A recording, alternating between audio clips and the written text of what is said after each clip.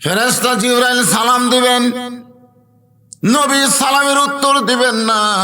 জিবরাইল আবার সালাম দিবেন, নবী সালামের উত্তর দিবেন না।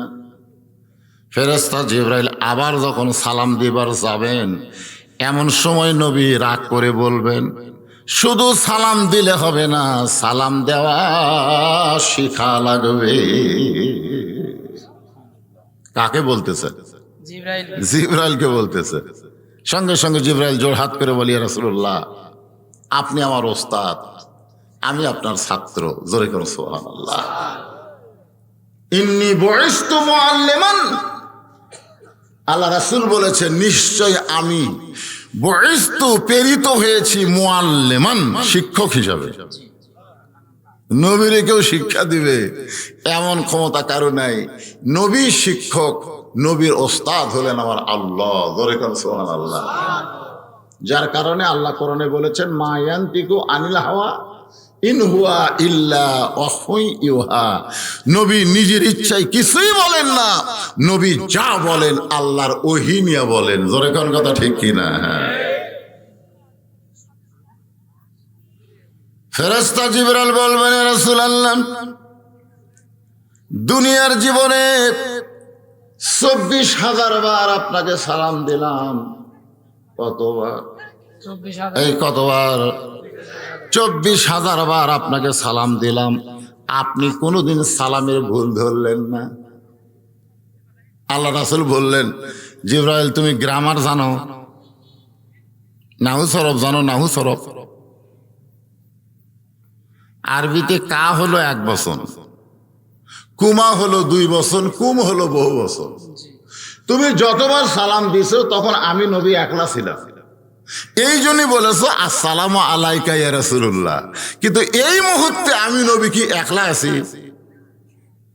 আমার সামনে কোটি কোটি উম্মত দাঁড়ায় আছে, তুমি সালাম দেওয়ার সময় শুধু আমাকে একলা দাও, এদেরকে বাদ দাও কে? ফেরেশতা জিবরাইল বলতে, হুজুর এদের সালাম দেন আপনি, কারণ এদের নেকির চাইতে পাপ অনেক বেশি। এরা জাহান্নামে রায় পেয়ে গেছে। যাদের জাহান্নামে রায় হয়ে গেছে তাদেরকে শান্তির দোয়া করে লাভ আছে? সালাম কিসের দোয়া? আমার কথা কি আপনার বুঝতে পারতেছেন না? তাহলে একটা হাঁ হো করা লাগবে না। এখানে কি গল্প হলো? কি গল্প? তাহলে শান্তির দোয়া সালাম। আজকে অনেক ছেলে আছে দেখবেন, বাপকে সালাম দেয় না, শ্বশুরকে সালাম দেয়। আছে না নাই? আপনাদের এলাকাতে হয়তো নাই, আমার এলাকায় শ্বশুরকে সালাম দেয়, সালাম আলাইকুম আব্বা, কেমন আছেন আব্বা? আম্মা কেমন আছে? শ্বশুর জনগণকে বলে, আমার জামাই একটা সেই মানে ভদ্র। কিন্তু বাপের সামনে দিয়ে তখন যাই, মানুষ গেল না কুত্তে গেল, বোঝার উপায় নাই। আজকে শুনে নেন, দুনিয়ার সমস্ত মানুষ যদি আপনার জন্য দোয়া করে, কবুল হতেও পারে নাও পারে। আর বাবা যদি একাই দোয়া করে, সেই দোয়া আল্লাহ ফিরে দিবে না। সবচাইতে বড় দোয়া হলো সালাম। জোরে কোন কথা ঠিক কিনা? আপনি যখন বলবেন আসসালামু আলাইকুম বাবা, বাবা তখন বলবে ওয়া আলাইকুম আসসালাম সন্তান। তার মানে কি? তোমার উপর আল্লাহর রহমত বর্ষিত হোক। আল্লাহর নবী চোখের পানি বের করে বলবেন, জিবরাইল সালাম দেওয়ার সময় তুমি আমার গুনাহগার উম্মতকে বাদ দিয়া সালাম দিবার পারো। নেকি আর পাপ ওজন করার সময় আল্লাহ আমাকে বাদ দিয়ে আমার উম্মতের নেকি আর পাপ ওজন করতে পারে। কিন্তু শুনে নাও রে জিবরাইল, সবাই আমার গুনাহগার উম্মতকে বাদ দিলেও আমি নবী বাদ দিবার পারি না। কি দয়া আর কি ভাগ্য আমাদের! সুবহানাল্লাহ। চতুর্থ আসমানে যখন আল্লাহ বলেন ঈসাকে, ঈসা তোমাকে আবার দুনিয়াতে পাঠাবো। ঈসা বলতেছে, আল্লাহ কবে নবী করে পাঠাবেন? আল্লাহ কয়, নবী নয় রে, বিশ্ব নবীর উম্মত করে পাঠাবো। যেই বলছে বিশ্ব নবীর উম্মত, সঙ্গে সঙ্গে 4 রাকাত নামাজ। কয় রাকাত? সালাম ফিরানোর পরে আল্লাহ বলে, বিশ্ব নবীর উম্মত এর কথা শুনি 4 রাকাত নামাজ পড়লে কেন? বলে এই জন্যই আল্লাহ, নবী হয়ে যতটুকু খুশি হয়নি, বিশ্ব নবীর উম্মত হওয়ার কথা শুনে তার চাইতে কোটি কোটি গুণ বেশি খুশি হয়েছি। একটা নবী পর্যন্ত আমাদের নবীর উম্মত হওয়ার কথা শুনে খুশি হয়ে যায়, আর আমরা সেই নবীর উম্মত, আমাকে মুখত দাঁড়িয়ে নেই, আমরা সেই নবীর উম্মত। কি এক মেয়ে আমারে কয়, হুজুর আমি আমার স্বামীকে রাস্তা দিয়ে গেলে অনেক মেয়েরাই আমার স্বামীর দিকে তাকা থাকে, আমার স্বামীর দিকে যদি মেয়েরা তাকা থাকে তা আমার খুবই খারাপ লাগে। আমি বললাম, মা একটা কাম করো, তোমার স্বামীর মুখে দাঁড়িয়ে রাখা, তুমি যেভাবেই হোক তোমার স্বামীর মুখে যদি দাঁড়িয়ে রাখাবার পারো তাহলে কোনো মেয়ে মানুষ তাকাবে না, সবাই মনে করবি ওটা চাচা। কি মনে করবি? ওটা চাচা মনে করে কেউ তাকাবে না।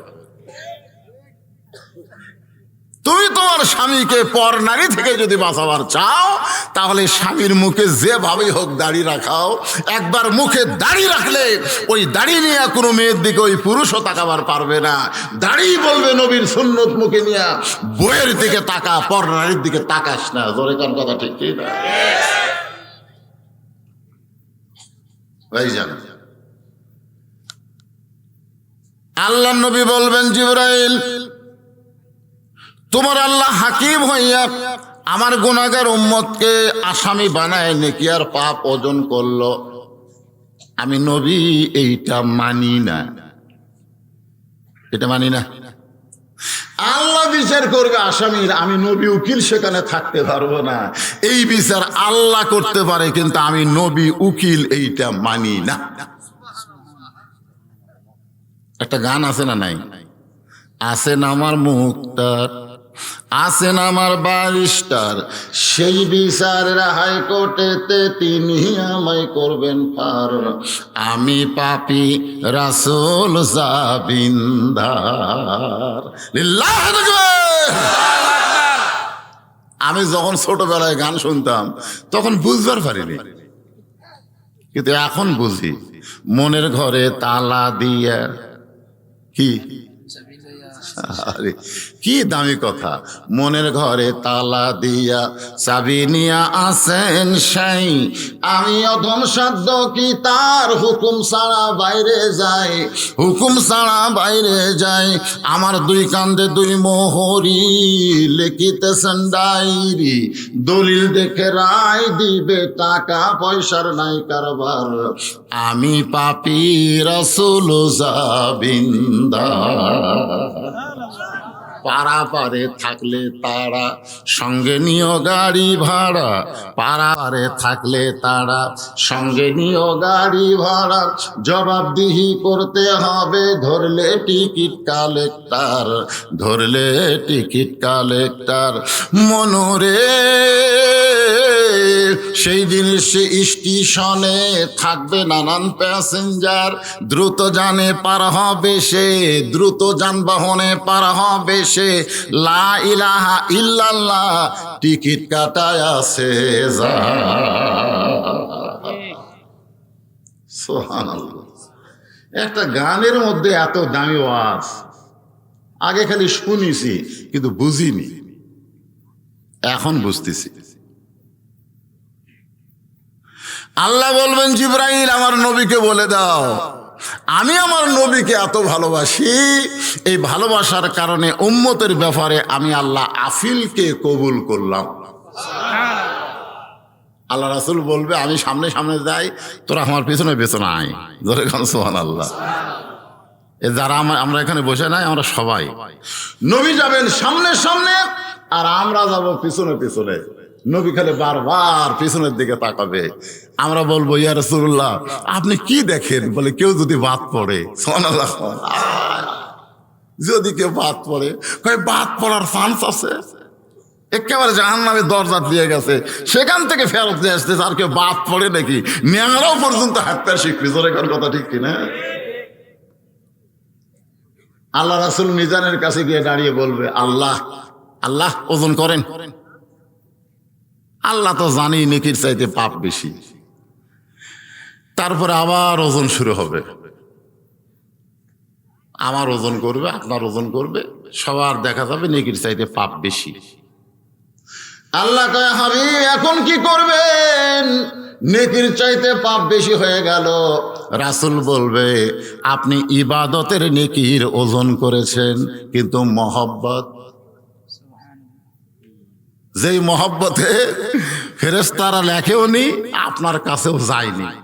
আমি মদিনাত শুয়ে থেকে জেলে পাচ্ছি, তার কি উপায়? এই যে আমরা নবীর প্রতি দরুদ শরীফ পড়তেছি, এই দরুদের মহাব্বত গুলো নেকির পাল্লায় তুলে দেওয়া হবে, সঙ্গে সঙ্গে নেকির পাল্লার ওজন বেশি হবে।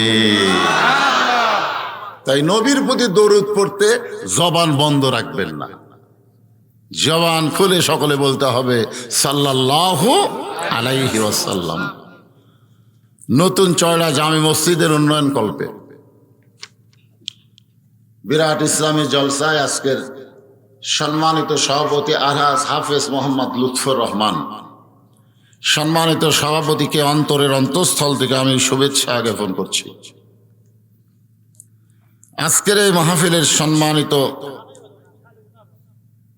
অতিথিবৃন্দ, সুধীজন, সম্মানিত ওলামাই কেরাম, কি হয়েছে বাজান? আধা ঘন্টা কি হলো? কেরে বাড়াই একবার সেট করে বসতো। হ্যাঁ, ওটা বসা করিস না বাজান। সম্মানিত ওলামাই কেরাম, মাগরিবের নামাজের পর থেকে এতক্ষণ পর্যন্ত কোরআন হাদিসের আলোকে অত্যন্ত গুরুত্বপূর্ণ আলোচনা করে আপনাদেরকে শোনালেন। এই মঞ্চে যে সমস্ত আলেম ওলামা বসে আছেন, আপনাদের মাঝে মাঝে চুপ করে যারা বসে আছেন, অনেক আলেম ওলামা চুপ করে বসে আছে। আমি চেয়ারে বসে আছি আর আপনারা মাটিতে বসে আছেন, মনে করতেছেন যে হুজুরের দাম বেশি, তা কিন্তু না। আমি এর আগেও আপনাদের শোনাইছি, ওই মুদির দোকানে গিয়ে দেখবেন পাথর সাজায় রাখছে, নিচে হলো 1 কেজি, উপরে 500 গ্রাম, তার উপর 200 গ্রাম, তার উপর 100 গ্রাম, তার উপর 50 গ্রাম, তার উপর 20। উঁচার থাকলে দাম বেশি হয় না, নিচের হলো কেজি, উপরে হলো 20। যে সমস্ত আলেম ওলামা এই খেলের মধ্যে বসে আছেন, আমি আমার অন্তরের অন্তঃস্থল থেকে আপনাদের সবাইকে শুভেচ্ছা জ্ঞাপন করছি। সম্মানিত আল্লাহর বান্দারা,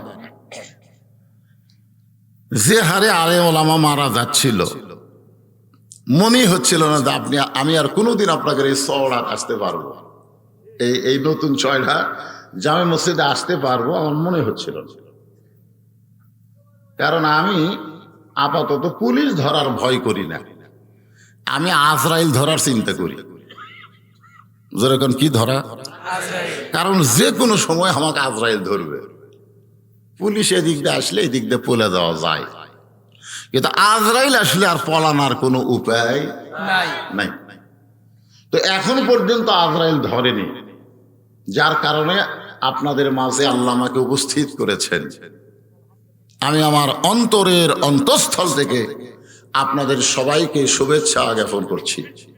সম্মানিত মা বোনেরা, পর্দার অন্তরালে অত্যন্ত মা বোন আইছে, কারণ আমার ওয়াজের মধ্যে মা বোনদের কিছু ওয়াজ থাকি, যেরকম ঠিক কিনা।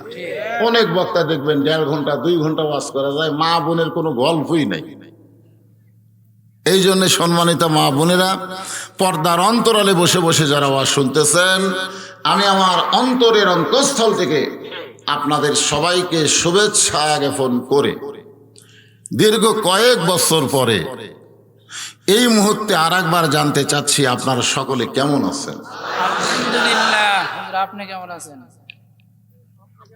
জি জি, এই যে আমার ভাই বলছে, হুজুর আপনি কেমন আছেন?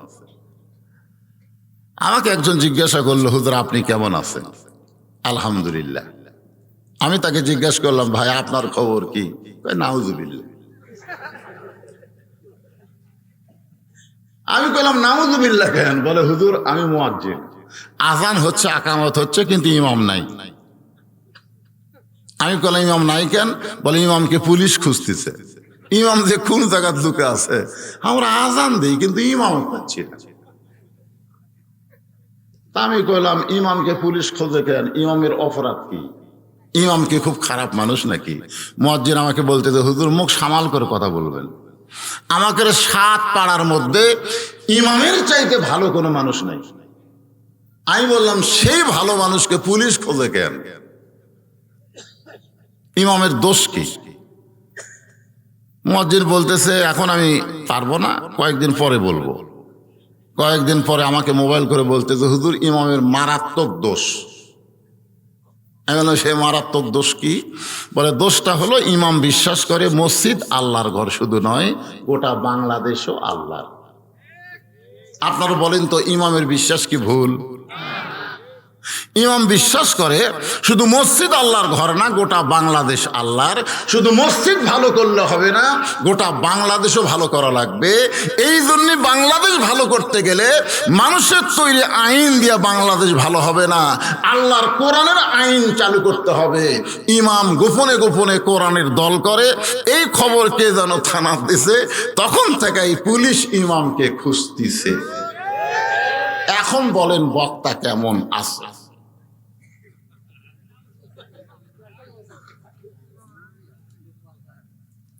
উপায় নাই রে, উপায় নাই রে, উপায় নাই। সবাই বলেন উপায় নাই রে, উপায় নাই রে, উপায় নাই।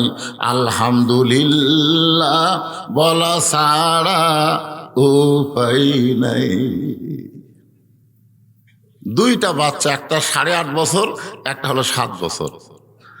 মা দুই জনের হাতে দুইটা পাথর তুলে দিয়ে বলতেছে ইসরায়েলের ইহুদিরা বাইতুল মুকাদ্দাস দখল করতে আসতেছে, তোরা দুই ভাই যা, ওদেরকে পাথর মার, যা পাথর মার।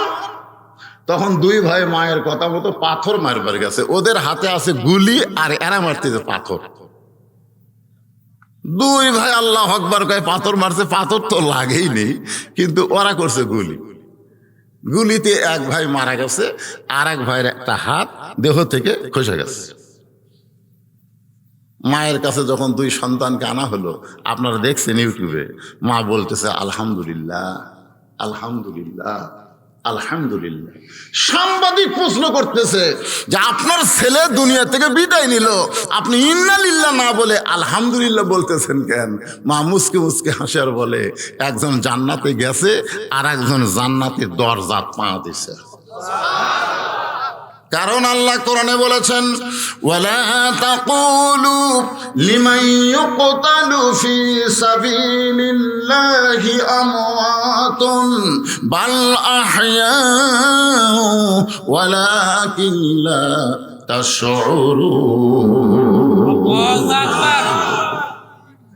আমি একজন মুমিনা নারী, আমার আল্লাহ বলতেছে আল্লাহ রাস্তায় যারা জীবন দিবে তাদেরকে তোমরা মৃত্যু বলো না, বরং তারা চিরজীবন লাভ করেছে। আমার এক সন্তান মরে নয়, আল্লাহর কোরআন অনুযায়ী জান্নাতে চলে গেছে। জোরে কেন সুবহানাল্লাহ। আর একজন জান্নাতের দরজা পা দিছে। ভাইজান, যে অবস্থায় থাকে না কেন, আল্লাহ শুকরিয়া আদায় করা ছাড়া আমাদের কোনো উপায় নাই। বিশেষ করে এই মুহূর্তে আমরা আল্লাহ শুকরিয়া বেশি বেশি করব যে আল্লাহ তাআলা আরামের বাড়ি, আরামের ঘুমকে বাদ দিয়ে যতক্ষণ আলোচনা হবে এই জান্নাতের বাগান, বেহেশতের টুকরার ভিতরে শারীরিক সুস্থতা নিয়ে আমাদেরকে কবুল করেছেন। জবান খুলে সবাই বলি রব্বানা লাকাল হামদ, রব্বানা লাকাল হামদ হামদান কাসীরান হামদান কাসীরান তাইয়িবান তাইয়িবান মুবারাকান ফীহি। আমরা প্রশংসা কার করলাম? আল্লাহ। খুশি না বেজার? আলহামদুলিল্লাহ। আসুন আর ভূমিকা লম্বা না করে আলোচনা। আমি যে আলোচনাটা শুরু করব, এই আলোচনা এখনকার আলোচনা নয়। একজন আমার কানে কানে বলছে হুজুর হয়তো সিভিল পোশাকে ডিবি পুলিশ ঘুরতে পারে। মানে আমাকে এই কথা বলে বুঝাচ্ছে যে বেঁকা তেড়ে হুজুর ওয়াজ যেন না করে। শোনেন, কথাটা হলো আমার ওয়াজ আমি করব না। আজ থেকে 1400 বছর আগে, কত বছর? 1400 বছর আগে যিনি ওয়াজ করবেন সেই বক্তার নাম হলো হযরত উমর। আপনারা বলেন তো ভাই, এটা বল রশিদ না, উমর ফারুক কেমন বক্তা? ভালো কথা। ভালো বলতে কেউ যদি জবান বন্ধ রাখেন তার বিপদ আছে। খালি ভালো? না, খুব ভালো। যে উমর সম্পর্কে আল্লাহ রাসূল বলেছেন, আমার পরে কেউ যদি নবী হতো, লাউ কানা উমর, আমার পরে কেউ যদি নবী হতো আল্লাহ উমরকে নবী বানায় দিত। কিন্তু আল্লাহ কোরআনে বলেছেন, মা কানা মুহাম্মাদুন আবা আহাদিম মির রিজালিকুম ওয়ালাকিন রাসূলুল্লাহি ওয়া খাতামান নাবিয়্যিন। এরা কার কথা? আর নবী কইছে যদি হতো। তাহলে আল্লাহর কথার সাথে নবীর কথার মিল নাই। জি, কিন্তু যদি হতো, এই যদি হতো কথাটা আল্লাহর এতই ভালো লাগছে, আল্লাহ হাসরের ময়দানে হযরত উমরকে নবীর কথার দাম রাখতে গিয়া নবীদের কাতারে দাঁড় করাইয়া দিবে। কারণ আমার নবীর কথা আল্লাহর কাছে দাম আছে না নাই? আছে। তো হযরত উমর নবীদের কাতারে দাঁড়াবে। হাসরের ময়দানে নবীদের 11টা কাতার হবে। 11টা। জোরে বলেন কয়টা? 11। 3 নম্বর কাতারের প্রথম নবী থাকবে দাউদ আলাইহিস সালাম। 3 নম্বর কাতারে যে নবী প্রথম থাকবে তার নাম কি? দাউদ আলাইহিস দাউদ আলাইহিস সালাম। 2 নম্বরে হযরত উমর থাকবে, 3 নম্বরে সুলাইমান। আল্লাহর যত নবী আছে, ওয়াজটা আপনারা শুনছেন, খেয়াল করবেন, যত নবী আছে সমস্ত নবীরা হলো বুদ্ধিমান, আর চালাক নবী হলো মাত্র 2 জন। চালাক নবী কয়টা? 2 জন। আপনাদের মনে আছে? একটা নবী হলো মুসা আর একটা হলো সুলাইমান। আমি আজ আপনাদের বলেছি, অনেকের মনে নাই, বহু পুরাতন অস্ত। বুদ্ধিমানের ব্যাখ্যা হলো আল্লাহ যা বলছে তাই মানছে। বুদ্ধিমান নবীর ব্যাখ্যা কি? আল্লাহ যা বলছে তাই মানছে। আর চালাক নবীর ব্যাখ্যা হলো আল্লাহ যা কইছে মানছে ঠিকই, তবে মানার আগে প্রশ্ন করছে, মানে লাভ কি, না মানলে ক্ষতি কি। মানে যদি কোনো লাভই না থাকে তো খামাখা। যার দৃষ্টান্ত ইমাম গাজ্জালি তাবলিগে দ্বীনের মধ্যে বলেছেন যে আদম আলাইহিস সালামকে আল্লাহ যখন বললেন ওই গাছের কাছে যাইও না, আদম নবী বললেন যাবো না। ওই কথাটাই যদি আল্লাহ মুসা নবীকে বলতো, মুসা ওই গাছের কাছে যাইও না, মুসা নবী বলতো আল্লাহ যার কাছে যাওয়াই চলবে না তাক তুমি জান্নাতে রাখো না। যে গাছের কাছে যাওয়া যাবে না সেই গাছ খামাখা ভালো থাকার থেকে লাভ কি? খুবই চালাক 1 নম্বর। নাম কি? আল্লাহর কাছে গিয়ে বলতেছে, আল্লাহ আমার যা আছে তোমার তা নেই, আমার যা আছে তোমার তা নেই। 3 বার বলার পর আল্লাহ রাগ করে, এই মুসা, তোর এমন কি আছে যেটা আমি আল্লাহর নাই? মুসা বলতেছে আমার মৃত্যু আছে, তোমার মৃত্যু নেই। আল্লাহ কয় ঠিকই তো তাই রে। খুবই চালাক, বুঝলেন? আর একটা চালাকের নাম হলো সুলাইমান। নাম কি? সুলাইমান। সুলাইমান নবী চিন্তা করবে যে আমার বাবা দাউদের পরই তো আমার থাকার কথা, কিন্তু মাঝখানে গ্যাটিসকে, মানে খাটো খুটো, বুঝলেন না? দাউদ নবী লম্বা, সুলাইমানও লম্বা, কিন্তু উমর ফারুক খাটো খুটো, এর মাঝখানে গ্যাটিসকে। সুলাইমান নবী উমর ফারুকের পিঠে হাত দিবেন, আপনি কোন নবী ভাই? আপনার নামটা একটু শুনবার চাই। সঙ্গে সঙ্গে উমর ফারুক বলবেন, অলিমান খাফা মাকাম রব্বিহি জান্নাতান। সুবহানাল্লাহ।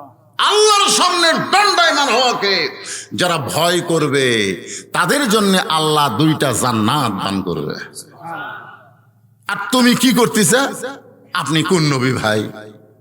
আমি কোন নবী টবি না, আমার নাম হলো উমর। সুলাইমান নবী নবীর কাতার থেকে সরে যাবে, মানে এত জোরে বলবে রাস্তাতে গেলে শয়তান কয়দিন যায় না। আমি কোনো নবী টবি না, আমি হলাম উমর। সুলাইমান কয় কে রে, এত নবীর মধ্যে তো উমর নবী নাই। সমস্ত নবীর নাম সুলাইমান নবীর মুখস্থ, ধরে কান সুবহানাল্লাহ, কিন্তু উমর নামে তো কোনো নবী নাই। তুমি নবীর কাতারে কেন দাঁড়াইলে ভাই? ওমর ফারুক বললেন, এইটা কিসের কাতার? সুলাইমান বলবেন তোমার সামনে দাঁড়ায় আমার বাবা দাউদ আলাইহিস সালাম, আর আমার নাম হলো সুলাইমান। সঙ্গে সঙ্গে ওমর ফারুক জোড়হাত করে বলবে, ওগো আল্লাহর নবী সুলাইমান, আমি বড় বেয়াদবি করেছি, নবীর পিছনে রেখে আমি ওমর সামনে দাঁড়াইছি, আমারে মাফ করে দেন। এই কথা বলে নবীর কাতার ছেড়ে যখন ওমর চলে যাবে, আল্লাহ ডাক দেয় বলবো, আমার দোস্ত বলেছিল আমার পরে কেউ যদি নবী হতো ওমরকে আল্লাহ নবী বানাই দিত। দুনিয়াতে তোমাকে নবী করা হয় নাই, কিন্তু হাসরের ময়দানে আমার দোস্তের কথার দাম রাখতে গিয়া তোমাকে নবীর কাতারে দাঁড় করাইছি।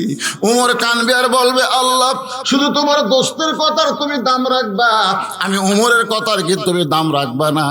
আল্লাহ কয়, ওমর তুমি কি বলবার চাও? ওমর বলতেছে, কোনো নবীর কাতারে না, বিশ্ব নবীর উম্মতের কাতারে আমি দাঁড়াবার চাই। নবীর কাতারে না, বিশ্ব নবীর উম্মতের কাতারে আমার জায়গা হলেই যথেষ্ট। সুবহানাল্লাহ কর না কেন? সেই উমর হচ্ছেন বক্তা। সেই উমর কি? সেই উমর হচ্ছেন বক্তা। আর যে জায়গায় বসে ওয়াজ করতেছেন সেই জায়গাটার নাম হলো মসজিদে নববী। আপনার বলেন তো, মসজিদে নববী কেমন জায়গা? উত্তম জায়গা। খালি ভালো গেলে হবে। আব্দুল আলিম যখন একটা গান গাইছিল না, এটা প্রথম ধরা খাসে 61 সালে, তখন অনেকের জন্মই হয়নি, আমারও হয়নি। আমি আব্দুল আলিমের জীবনের মধ্যে পড়ছি, মনে বড় আশা ছিল যাব মদিনায়। দিনাজপুরের সমস্ত আলেম একজোট হয়ে বলে, আব্দুল আলিম তুমি মূর্খ মানুষ, তুমি গান ভুল কইতেছ, বরং গানটা বলতে হবে, মনে বড় আশা ছিল যাব মক্কা মদিনায়। তুই মক্কারে বাদ দিয়ে খালি মদিনার কথা কও। আব্দুল আলিম বললেন, রে দুনিয়ার আলেমেরা শোনো, মক্কারে বাদ দিয়ে মদিনার কথা বলার কারণ হলো, কেউ যদি মদিনার মানুষটাকে হাত করবার পারে তাহলে শুধু মক্কা নয়, মক্কার মালিক পর্যন্ত তার হয়ে যাবে। সোয়াবের দিক দিয়ে হয়তো মক্কাতে 1 লাখ, মদিনাত 50, কিন্তু দামের দিক দিয়ে মক্কার চাইতে মদিনা কোটি কোটি গুণ দামি। জোরে কোন সুবহানাল্লাহ। দামের দিক দিয়ে সোয়াব আর দাম দূরে কি এক? জোরে কোন দূরে কি এক? সোনার দাম বেশি, কিন্তু ক্ষুদা লাগলে কোনটা খাইবা না। আমরা বড় উম্মতের পাগল, নবীর পাগল, ঠিক কিনা বলেন? আমাদের কাছে ওই মক্কার গজল ভালো লাগে না, মদিনার গান ভালো লাগে। সুবহানাল্লাহ কর না কেন? আরব সাগর পাড়ি দিব নাই কই আমার তরি, আমি পাখি নই যে উড়ে যাব ডানাতে ভর করি।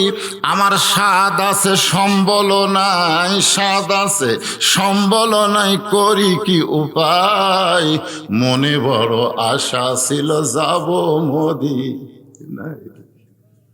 পৃথিবীর সবচাইতে দামি জায়গা মসজিদে নববী।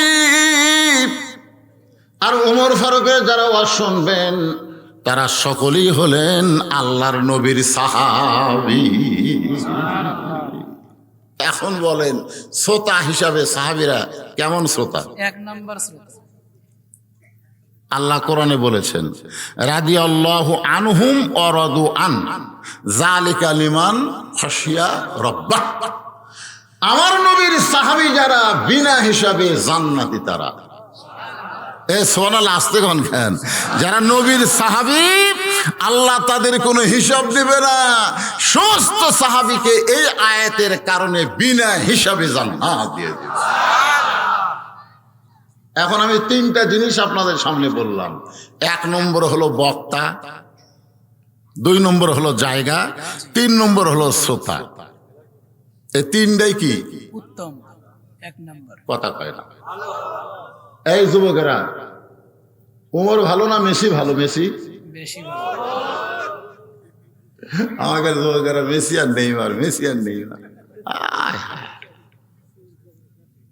অথচ আল্লাহ হাসরের ময়দানে মেসি নেইমারকে একদিকে খাড়া করে থুবে, আর একদিকে হাসান হোসেনকে খাড়া করে থুবে।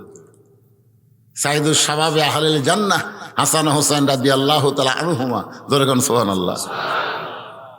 হাসান হোসেন, তোমরা দুইজন জান্নাতি যুবকদের সর্দার, বাংলাদেশের যুবকগুলোকে নিয়ে তোমরা জান্নাত যাও। হাসান হোসেন যখন জান্নাত নিয়ে দেওয়ার যাবে, মেসি এইবার খাড়া হয়ে কবে, আল্লাহ এরা হচ্ছে আমাদের পাগল। রাত 3টা পর্যন্ত আর্জেন্টিনার খেলা দেখছে, আর সালাত খায়রুন নাম শোনার সাথে সাথে এরা ঘুমে গেছে।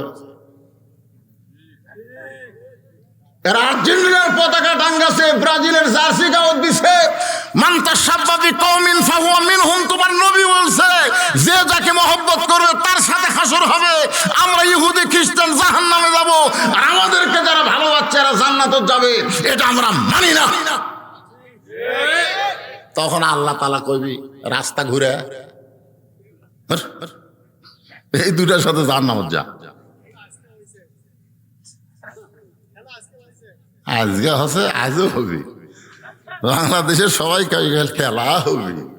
মাজাত বল নাই, দুইজন তুলে দুটা ডাকে খেলা হবে। খেলা তো হবেই রে পাগলা, আজও খেলা হলো। আল্লাহর কোরআনের খেলা, ধরে কেন সুবহানাল্লাহ। এখন চিন্তা করেন, বক্তা ভালো, জায়গা ভালো, শ্রোতা ভালো, তাহলে ওয়াজ কেমন হবে? হযরত ওমর আল্লাহর প্রশংসা, নবীর প্রতি দরুদ শরীফ পড়ে ওয়াজ শুরু করবেন। এমন সময় পিছন দিকে এক সাহাবী দাঁড়িয়ে আছে, বেদুইন সাহাবী, পিছন দিকে। আসসালামু আলাইকুম ইয়া আমিরাল মুমিনিন। ওমর ফারুক যখন ওয়াজ শুরু করবেন তখন সালাম দিয়ে বলতেছে, আসসালামু আলাইকুম ইয়া আমিরাল মুমিনিন। আপনি ওয়াজ বন্ধ করেন। সমস্ত সাহাবীর ওর দিকে তাকাছে, কে রে? দেখে ওর বসারই জায়গা হয়নি, কেউ তেমন চিনেও না। উনি বলতেছে, আমিরাল মুমিনিন আপনি ওয়াজ বন্ধ করেন, আমি আপনার ওয়াজ শুনবো না, আমি আপনাদেরকে ওয়াজ শোনাবার চাই। আমি শোনার জন্য আসিনি, শোনানোর জন্য আসি। সমস্ত সাহাবীরা আগে যখন গদগদ করতেছে, ওমর ফারুক একজন নেতা, সুবহানাল্লাহ কর না কেন? একজন কি? একজন নেতা কর্মীদেরকে কেমন ভাবে সাইজ করা লাগে সেটা কিন্তু নেতার জানা দরকার। নেতারাই যদি বলে যার যা আছে তাই নিয়ে আসো, তাহলে গন্ডগোল হবে। এই বাংলাদেশে কোনোদিন শান্তি হবে না যতক্ষণ নেতারা ধৈর্যশীল না হবে। জোরে গন্ডটা ঠিক না? সমস্ত সাহাবীরা গদগদ করতে সব ধরবি, আরে কার ওয়াজ বন্ধ করে কে ওয়াজ করবি রে? বাংলাদেশের লোক সম্মান করুক বা না করুক, কিন্তু সবাই মানে। গোটা বাংলাদেশের মধ্যে কিয়ামত পর্যন্ত আল্লামা সাইদি হুজুরের মতো বক্তা আর হবে না। জোরে কোন কথা ঠিক কিনা? মানেন বা না মানেন সেটা পরের কথা, কিন্তু ওনার মতন বক্তার কোনোদিন কেউ হবে না। একটা গুনতে গুনতে মানুষ কিন্তু 1 থেকে 100 যায়। আমি খুব বেশি গেলে 10 পর্যন্ত গেছি, এখনো 90 বাকি আছে। আর সাইদি হুজুর 100 পর্যন্ত ঠেকেছে। তাহলে আমাকে খাওয়া আসা 10 পর্যন্ত জাতি বুড়ে, তাহলে 100 যাবেন কখন? আপনি মানেন বা না মানেন, তারপরেও তিনি যে শ্রেষ্ঠ বক্তা, উনি যদি টেজে ওয়াজ করে আর আমার মতন বক্তা যদি কয় হুজুর ওয়াজ বন্ধ করেন, আমি ওয়াজ করবো, জনগণ ওয়াজ শুনবি। সমস্ত জনগণ যখন রেগে যায়, সঙ্গে সঙ্গে হযরত ওমর ফারুক বললেন, রে সাহাবী, তুমি ওয়াজ করে আমাদেরকে শোনাবে, আমি ওমরের কোনো আপত্তি না। সব সাহাবী তখন কোরআনের আয়াতের দিকে তাকালো। কার দিকে? উমরের দিকে না তাকায়া আল্লাহর আইনের দিকে তাকাইছে। আতিউল্লাহ ওয়া আতিউর রাসূল ওয়া উলিল আমরি মিনকুম, আল্লাহর আনুগত্য করো, নবীর অনুসরণ করো, তোমাদের আমিরকে তোমরা মানো। আমাদের আমির হযরত ওমর যদি ওয়াজ শুনবার চায়, তাহলে আমাকে আপত্তি করে কোনো লাভ আছে? ওমর ফারুক বললেন, মাঝখানে রাস্তা করে দাও। সমস্ত সাহাবী নড়ে সরে রাস্তা করে দিছে। বেদুইন সাহাবী এখানে আইছে, ওমর ফারুক এরকম চেয়ারের থেকে যায় নিচত বসিছে। বক্তা চেয়ারত বসবে, শ্রোতারা মাটিতে বসবে। এই নিয়তে হযরত ওমর চেয়ার ছেড়ে নিচে যেই বসেছে, বেদিন সাহাবী এসে চেয়ারে 3টা চুমু দিয়ে বলতেছে, আমির আল মুমিনিন, আমি এত বড় বেয়াদব না, আপনার জায়গায় আপনিই থাকেন। আমি দাঁড়িয়ে 3টা ওয়াজ করতে চাই। আমার 1 নম্বর ওয়াজ হলো ইন্নী উহিব্বুল ফিতনা, আমি ফিতনাকে মহব্বত করি। আমার 2 নম্বর ওয়াজ হলো ইকরাহুল হক, আমি হককে পছন্দ করি না। আমার 3 নম্বর ওয়াজ হলো আশহাদু মা লাম আরা, আমি না দেখা জিনিসের সাক্ষী মারি। যেই মাত্র কয়েছে সমস্ত সাহাবীরা চিল্লায় বলতেছে, আমির আল মুমিনিন, ওয়াজের নামে এইটা কি শুরু করলো? কারণ আল্লাহ রাসূল বলেছেন, আল ফিতনা তো আশাদ্দু মিনাল কতল, ফিতনা হলো কতলের চাইতেও মারাত্মক গুনাহ। আল ফিতনা তো আশাদ্দু মিনাল জিনা, ফিতনা হলো জিনার চাইতেও খারাপ। জোরে কোন ঠিক কিনা? একদল কয় নূরের তৈরি, আর একদল কয় নবী মাটির তৈরি, একদল কয় নবী মরে গেছে, আর একদল কয় নবী হায়াতুন নবী। এরকম ফিতনা আমাদের বাংলাদেশে আছে না নাই? জোরে কোন আছে না নাই? আজকে আওয়ামী লীগ সরকার গঠন করতে চায়, আর বিএনপি বলতেছে তত্ত্বাবধায়ক না দিলে আমরা যাব না। তো বলেন তো ফিতনা বাড়তিছে না কমতিছে? ওমর ফারুক 3টা ওয়াজই শুনেছে। প্রথম ওয়াজ হলো আমি ফিতনাকে মহব্বত করি, ইন্নী উহিব্বুল ফিতনা, আমি ফিতনাকে মহব্বত করি। 2 নম্বর ওয়াজ হলো ইকরাহুল হক, আমি হককে পছন্দ করি না। অথচ আল্লাহ কোরআনে বলেছেন ওয়াতাওয়াসাউ বিল হক, হকের কথা বলা লাগবে। কুল জাল হক ওয়া যাহাকাল বাতিল ইন্নাল বাতিলা কানা যাহুকা, দরকার হলে হকের জন্য জীবন দেওয়া লাগবে, কিন্তু বাতিলের সঙ্গে আপোষ করা যাবে না। এরকম কথা ঠিক কি না? দরকার হলে হকের জন্য ফাঁসির মঞ্চে যাবে, কিন্তু বাতিল রাষ্ট্রপতির কাছে বাঁচার দরখাস্ত লিখবে না। যেরকম কথা ঠিক কিনা? হক হক হক যাহাকাল বাতিল। আর এই বেটা ওয়াজ করছে 2 নম্বর, আমি হককে পছন্দ করি না। 3 নম্বর ওয়াজ হলো আশহাদু মা লাম আরা, আমি না দেখা জিনিসের সাক্ষী মারি। 71 সালে জন্ম লিয়া সাক্ষী হচ্ছে। বিচারক বলতেছে, তুই যে যুদ্ধ অপরাধীর বিপক্ষে সাক্ষী দিস, তোর জন্ম কখন? 71। দেখলি কিভাবে? কয় মায়ের কাছে শুনেছি।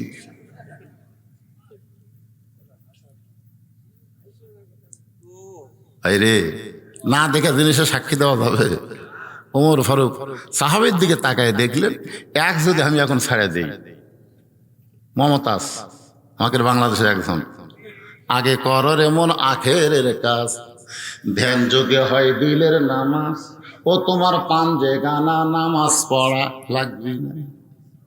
মায়েশা ঘুম থেকে তাকায় দেখে রাসূলের পায়ের গোড়া ফুলে উঠছে। ওই জেলের মধ্যে যায় কোনো ঝামেলা নাই। আসলে জেলের মধ্যে ঝামেলা নাই, কারণ আমি কয়েকবার গেছি তো, যাই দেখছি ওর ভিতরে যে আরাম ভাই, কোনো টেনশন নাই, খুবই আরাম। তো আমি যা দেখছি ওই বাইরেও যে কাম, ভিতরে একই কামই। এই সবাই সবাই হুজুর ওয়াজ করেন, তো আরো 10-15-20 জন বসে ওয়াজ করি। হুজুর নামাজ পড়ান, আমি নামাজ পড়াই। মাঝে মাঝে 2 জন হুজুর গাঁও টিপে দেই, ওরাই লাগবে না ভাই।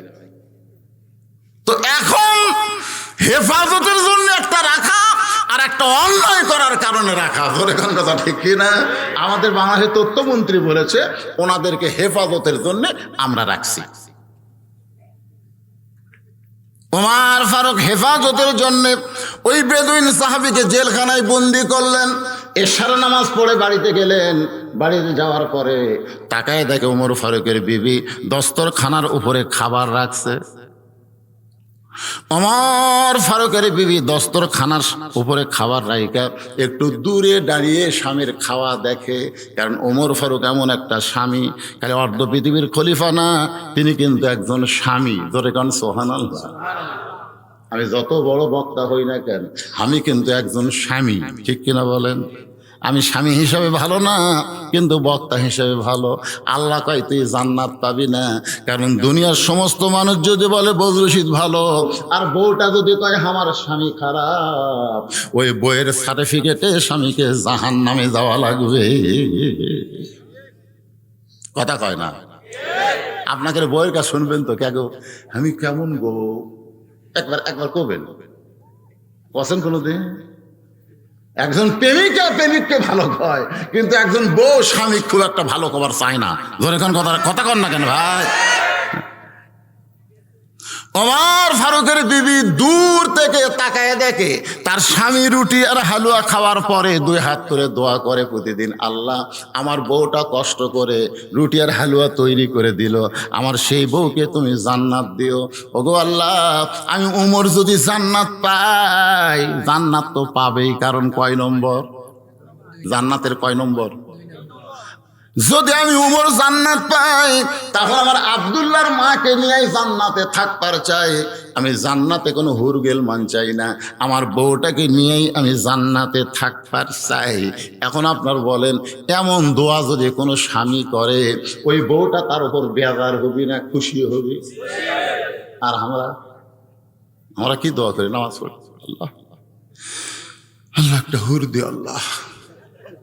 বউ কয় কে রে, ভালোই দোয়া করতে করতে হুর কি? মোনাজাত শেষ করলে স্বামীকে বলতে, স্বামী গো আপনি যে ফিস করে হুরের কথা বললেন, হুর কি? বলে হুর হলো সুন্দরী, তোর মতন ব্যাসাই জানা। দুনিয়াতে ঠকছি মরার পর আর ঠকবার চাই না, আল্লাহ যেন আমার হুর দেয়। বউ চিন্তা করে, 3 বেলা ভাত পাক করে খাওয়ায়, কারেন্ট গেলে পাকার বাতাস করি, ফাটা পায়ে ভেজনি লাগে দেই, আর এই হাওয়াক বাদ দেয় হুর চায়। পরদিন বউ দোয়া করতেছে ফজরের পরে, আল্লাহ আমাকে জান্নাত দিও, জান্নাত একটা হুরে দিও। স্বামী কয় কে রে বিবি, হুরে কি? বলে হুরে হলো সুন্দর যুবক, তোমার মতন পা ফাটা না, তুমি ল্যাপের ওয়ারও শিখছো, আমার পাও শিখছো। কারণ স্বামী যদি পাও ফাটা হয় আর একই কম্বলের তলে থাকতে গিয়ে যদি পায়ের একটা খষ্টন খায়, বউ চেতন উপায়ে বলবি মহরণা মাফ করে দিলাম, ল্যাপ পাল্টাও। জোরে কোন কথা ঠিক কিনা? এই সামনে শীতকাল আসতেছে, প্রত্যেকটা পুরুষ মানুষ একটা করে ভ্যাজলিন পকেটে তুলবেন, পায়ের গোড়া যেন না ফাটে। এটা ওয়াজ লয়, এটা কি? এরাই তো ওয়াজ। ভালো করে মনোযোগ দিয়ে শোনেন। ওমর ফারুক দোয়া করতেছে বিবির জন্য প্রত্যেক দিন। আজকেও বউটা চিন্তা করতেছে স্বামী খাবে, আর আমি দূরে দাঁড়িয়ে দাঁড়িয়ে দেখব হযরত ওমর এসে যখন রুটি আর হালুয়া নিয়ে দোয়া পড়তেছে, আল্লাহুম্মা বারিক লানা, পড়েন আল্লাহুম্মা বারিক লানা ফিমা রাযাকতানা ওয়া কিনা আযাবান্নার। বিসমিল্লাহ বারাকাতিল্লাহ বলে রুটি ছেড়ে হালুয়া যখন মুখে দেবার চায়, এমন সময় ইন্নাল্লাহা ইয়ামুরুকুম আন তুআদ্দুল আমানাতি ইলা আহলিহা ওয়া ইযা হাকামতুম বাইনান নাস আন তাহকুমু বিল আদল। উমর ফারুকের বিবেক বলতেছে, ওমর তোমার ক্ষুধা লাগতেছে, তুমি রুটি হালুয়া খাইতেছো, কিন্তু যাকে জেলখানায় বন্দি করেছো সে কয়েদি খাইছে কিনা একটা বার কি তুমি তার খবর নিছো? যাকে তুমি জেলখানায় বন্দি করলে সে খাইছে কিনা একটা বার খবর নিছো? তুমি কয়েদির না খাইয়া নিজে খাও, তুমি কেমন নেতা, আখিরাতের আদালতে কিন্তু ধরা খাবে। আল্লাহ বলেছেন, ইন্নাল্লাহা ইয়ামুরুকুম আন তুআদ্দুল আমানাতি ইলা আহলিহা। জোরে কর না সুবহানাল্লাহ। সঙ্গে সঙ্গে হযরত ওমরের হাত থরথর করে কাঁপতেছে। রুটির জায়গায় রুটি, হালুয়ার জায়গায় হালুয়া, টোপলা বাঁধে ওই গভীর রাত্রে বেদুইন সাহাবের কাছে জেলখানায় দরজায় গিয়ে বলতেছে, ও বেদুইন সাহাবি ভাই, তোমার জন্য হালুয়া রুটি আনছি, তুমি খেয়ে নাও। বেদুইন সাহাবি রুটির টোপলা নিয়ে মুসকে মুসকে হাসে। ওমর ফারুক বলে, হাসো কেন? বলে, হাসার কারণ হলো আল্লাহর কোরআন দিয়ে যখন রাষ্ট্র চলবে তখন জেলখানার কয়েদি খাবার পাইলেও নেতার ভাগ্যে খাওয়া হবে না। শোনা না কর না কেন? ওমর ফারুক বেদুইন সাহাবীকে নিজের খাবার দিয়ে বাড়িতে আসলেন। এখন বাড়িতে এসে বিছনায় ঘুমাতে যাচ্ছেন। আল্লাহ রাসূল বলেছেন, তোমরা এশার নামাজের পরে বেশি লম্বা সময় নষ্ট করবা না, তোমরা ঘুমায় যাবা, কারণ তোমাদের তাহাজ্জুদের মহব্বত আর ফজরের জামাত তোমাদেরকে ধরা লাগবে। জোরে কোন কথা ঠিক কিনা? ফজরের কিন্তু নামাজ না, ফজরের হলো জামাআত, আর তাহাজ্জুদ কিন্তু নামাজ না, তাহাজ্জুদ হলো মহব্বত। আল্লাহ কোরআনে বলেছেন অমিনাল লাইলি ফাতাহাজ্জাদ বিহি নাফিলাতাল লাক, জোরে কান সুবহানাল্লাহ। এক জগ পানির মধ্যে এক মুষ্টি চিনি দিয়ে দুইটা ঘন্টন মারলে ওই পানির মধ্যে চিনি যেমন বিলীন হইয়া যায়, আল্লাহর তাহাজ্জুদে যখন কোনো বান্দা দাঁড়ায় ওই বান্দা তখন আল্লাহর মহব্বতে নিজের অস্তিত্ব বিলীন করে দেয়। তো বউ বলতেছে কে গো স্বামী, আপনি যে ঘুমাবার যাচ্ছেন আপনি খাবেন না? ওমর ফারুক বলে তুমি না আমারে খাবার দিছো। বউ বলতেছে আমি দূরে থেকে দেখিনি, আমি দূরে থেকে দেখেছি আপনি একটাও খাননি, সব টোপলা করে কোথায় যেন দিয়ে এলেন। আসেন আপনাকে না খাওয়ায় আমি কোনোদিনও খাই না, আমি আপনার খাওয়া দেখি তারপরে আমি খাই। সুবহানাল্লাহ না কেন? এখন আসেন আমার যে খাবার আছে এইটা আমরা দুইজন ভাগ করে খাই। উমর ফারুক বলতেছে আল্লাহ রাসূল বলেছেন যদি তোমাদের ঘরে খাবার একজনের থাকে তোমরা তিনজন খাইতে পারবা, কম করে খাবা আর পানি বেশি পান করবা। জোরে কেন সুবহানাল্লাহ। বাংলাদেশে দুর্ভিক্ষ হবে না রে, দুর্ভিক্ষ হবে না। আমি দেখছি যে লোকটা 2 কেজি পেঁয়াজ কিনতো এখন কিনে হাফ কেজি। আমি বললাম কে ভাই, পুঁতে হাটে 2 কেজি করে কিনেন এখন হাফ কেজি, সমান চলে হুজুর, সমানই চলে। তার মানে দাম বেড়ে গেলে বরকত বাড়ে। জোরে কোন কথা ঠিক না? আগে 2 কেজি দাম কম খালি সমানে মারে, এক থালি পান্তা 5 পিস খায়, আর এখন 1 পিস খালি সামনে তুইয়া চাটে আর পান্তা খায়। কি মনে করছেন? আগে সয়াবিন তেল যখন কম ছিল দাম তখন সমানে মারছে, পায়ের তিল খালি সুরা যা তেলও তাই। এখন ভোগ করছে আদেশের সপ্তাহ চলার লাগবে, দাম বেশি।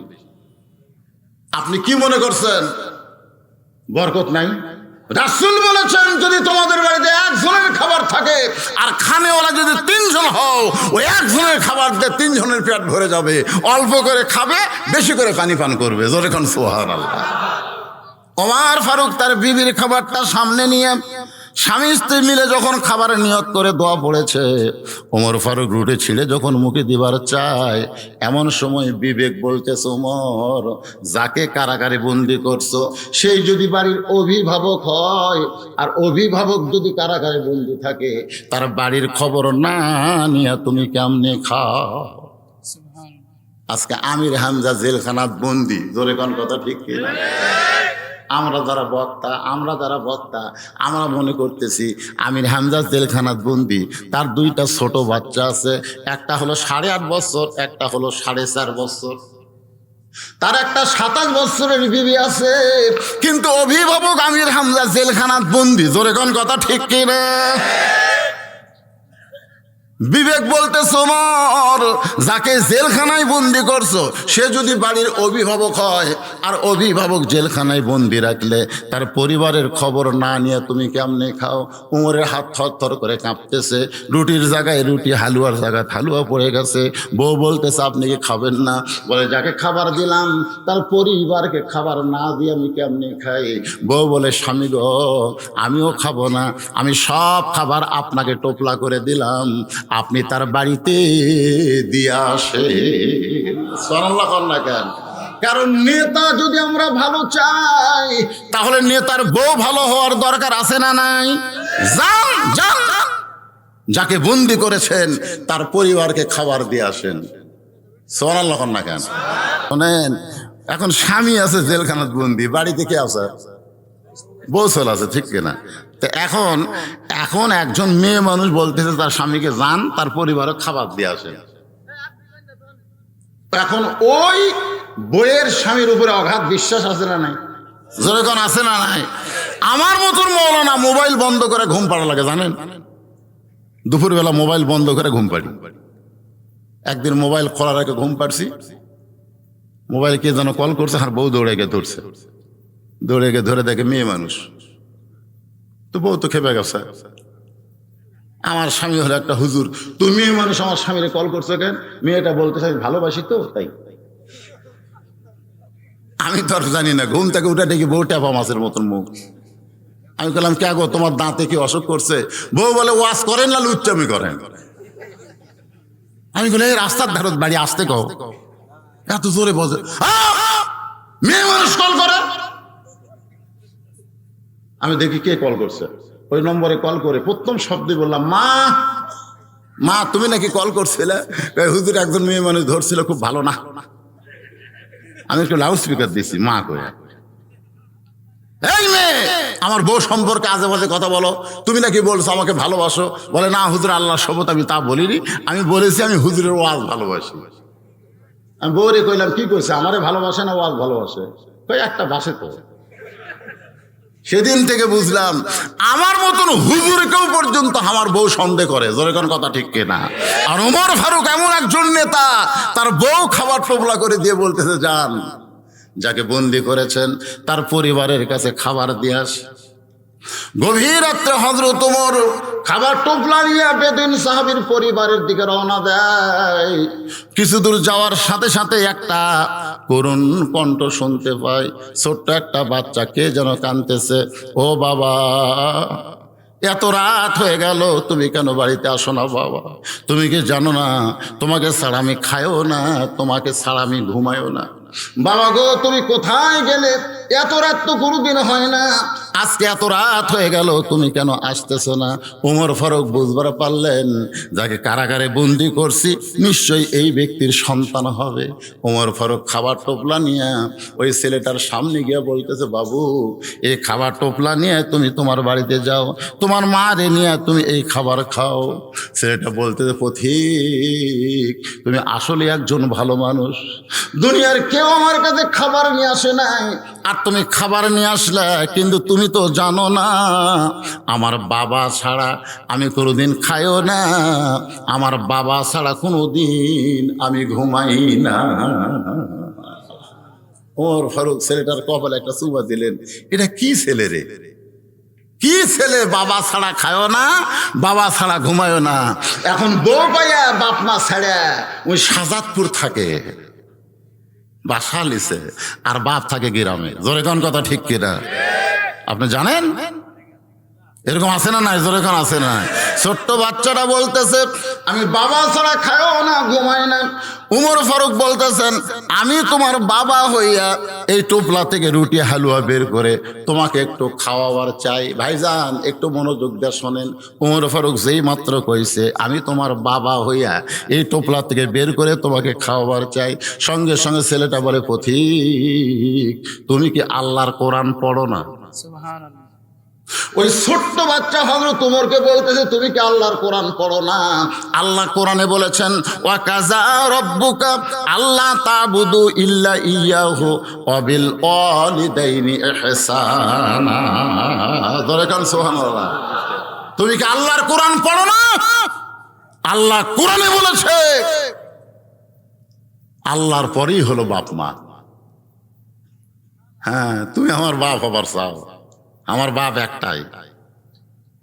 আজকাল বাংলাদেশে কিছু ভেজাল বাড়াছে, এর বাপের হিসাব নাই, আছে না নাই? আমার দয়াল বাবার দরবারেতে কেউ ফেরে না খালি হাতে, সারি বাবা, কেল্লা বাবা, উমুক বাবা, তুমুক বাবা, ন্যাংটা বাবা, হয় ন্যাংটা বাবা, এই বাবার কোনো হিসাব নাই। অথচ এই ছোট্ট ছেলে বলতে, পথিক তুমি কি আল্লাহর কোরআন পড়ো না? আল্লাহ কোরআনে বাবার কথাই বলেছে, বাপ মাকে হেসান কর, দয়া কর, ভক্তি কর। সঙ্গে সঙ্গে উমর ফারুক ওই ছোট বাচ্চাকে কান্দে নিছে। সুবহানাল্লাহ। যে ছেলে বসে বসে কাঁদতেছে ওরে কান্দে নিছে অর্ধ পৃথিবীর খলিফা, যাকে জেলখানায় বন্দি করছে, ওই জেলের দরজা এনে বলতেছে, ওই যে তোমার বাপ, ওই যে তোমার বাপ, তোমার বাবার সঙ্গে এখন খাও।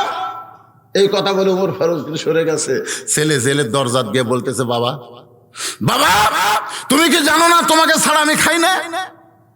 এত রাত হয়ে গেল, একজন পথিক আমার সামনে খাবার লে গেল, আর তুমি এটি বন্ধু হয়ে আসো। তোমাকে কে বন্ধ করছে? খালি নাম ডাকো, খালি নাম ডাকো, আমি তাকে সাইজ করবার চাই। ওমর ফারুক দূরে থেকে হাসতেছে আর মনে মনে চিন্তা করতেছে, এরাই হলো প্রকৃত সন্তান, বাবার কষ্ট দেখলে এরা সহ্য করতে পারে না। জোরে কোন কথা ঠিক কি না? আপনারা বলেন তো প্রকৃত সন্তান কারা? বাবার কষ্ট দেখলে সহ্য করে পারবে? দরকার হলে বউ পাল্টাবেন, কিন্তু বাপ পাল্টাবার পারবেন না। কথা কন না রে, এই কথা কন না। বাংলাদেশে বইয়ের অভাব আছে, হ্যাঁ? সব সময় আপনার কান গরম করতেছে, আপনার বাপ ভালো না, আপনার মাও ভালো না, তোর মাও তোর বাপ। ওটা কোনোদিন কয় না, ওটা কোনোদিন কয় না। রে মায়েরা, পর্দার অন্তরালে যারা বসে আছেন শোনেন, একটু মনোযোগ দিয়ে শোনেন। স্বামী যদি প্রকৃত সন্তান হয়, স্বামীর সামনে তার বাপ মায়ের কোনো খারাপ কিছু বললে তারা সহ্য করতে পারবে না। জোরে কোন কথা ঠিক কিনা? আর আমরা বয়ে ঝাঁকাইতে, বউ ঝাঁকাইতে, দেশে আইলো কলিকাল, ভেড়া চাটে বাঘের ঘাট, মাকে বলে কুটনি বুড়ি, বউ সোনার চান গো, বউ সোনার চান। একটু মনোযোগ দিয়ে শোনেন। ওমর ফারুক দূরে থেকে দাঁড়িয়ে মুচকি মুচকি হাসতেছে, কারণ ছেলেটা বলতেছে, বাবা একটা বার খালি তার নাম কন, আমি তাকে সাইজ করব। আপনারা বলেন তো, ওই ছোট্ট বাচ্চাকে উমরকে সাইজ করবার পারবি? এজরকম পারবি, কিন্তু এর নাম হলো ভালোবাসা। খালি নামটা বলেন। সঙ্গে সঙ্গে বেদুইন সাহাবী বলতেছে, বাজান, যেই লোকটা আমাকে বন্ধ করেছে সে একজন সাধারণ মানুষ না, সে হলো একজন মহামানব। নামটা হলো তার হযরত ওমর। যেই বলছে হযরত ওমর, সঙ্গে সঙ্গে বেদুইন সাহাবীর সন্তান ওই জেলখানার দরজায় বসে বলতেছে, বাবা আপনি অত্যন্ত খারাপ মানুষ, আপনি তো খুব খারাপ। এখনই কি বললো? খালি নাম কন, নাম করলে সাইজ করবে। যেই নামটা কইছে সঙ্গে সঙ্গে বলতেছে, আপনি অত্যন্ত খারাপ মানুষ, কারণ যেই মানুষটা আপনাকে বন্দি করেছে সেই মানুষ তো সাধারণ কোনো মানুষ না। যে লোকটার কান্দর চড়ে আসলো তাকে চিনি না, খালি নাম শুনে বলতেছে সেই লোকটা সাধারণ মানুষ না। আপনারা বলেন তো কারণ কি? মহব্বত না, কারণ হলো ওই বাবাই, যে বাবা জেলখানাত বন্দি আছে, ওই বাবাই ছেলের কাছে গল্প করছে, আল্লাহ আমাকে একজন প্রেসিডেন্ট দিতে রে, অর্ধ পৃথিবীর খলিফা। আমরা সবাই লাখ টাকা ঘুম পারি, আর আমাকে খলিফা ঘুমাই না। ছেলে গল্প করতেছে, ঘুমিয়ে রাখে, ছেলে গল্প করার শোনার লাগে না। এখন তো মোবাইল দেখে দেখে ঘুমাই। আমাকে মা বলতেছে, হুজুর আমার এক ছেলে হচ্ছে, হুজুর এই মোবাইল ছাড়া খায়ও না, যখনই কান্দে মোবাইল চালু করতে লাগে। আমি বললাম, কে মা তুমি সত্যি করে বলো তো, এই ছেলেকে তোমার নর্মালে হসে না সিজার করা? দেখছো হুজুর সিজার করা। আমি সেই জন্যই, কারণ সিজার করার বাচ্চা 2.5 দিন পরে হবে, কিন্তু টাকা পয়সার লোভে ডাক্তার 2.5 দিন আগেই বার করছে। বার করে দেখার ঘুমি ভাঙ্গেনি, তখন পাও ধরে এরকম ঘুরাই, যেই ঘুরাই ই করে একটা ঝাঁকি মাথাত লাগে, ওই ঝাঁকি খাইয়া ওই মোবাইল ছাড়া কিছুই বলতে না।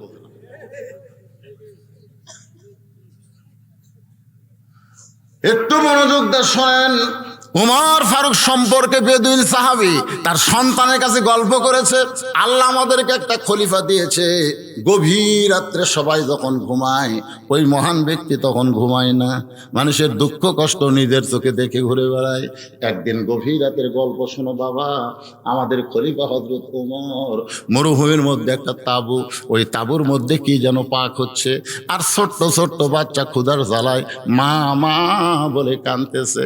ওমর ফারুক চিন্তায় পড়ে গেলেন, এই গভীর রাত্রে যদি দুম্বার গোস্ত হয় 8 ঘন্টা লাগবে, উটের গোস্ত হলো বড় জোর 1 ঘন্টা লাগবে, কিন্তু এত রাত গভীর হয়ে গেল এখন পর্যন্ত পাক হয় না, লোকমা দেওয়া ছাড়া তো উপায় নাই।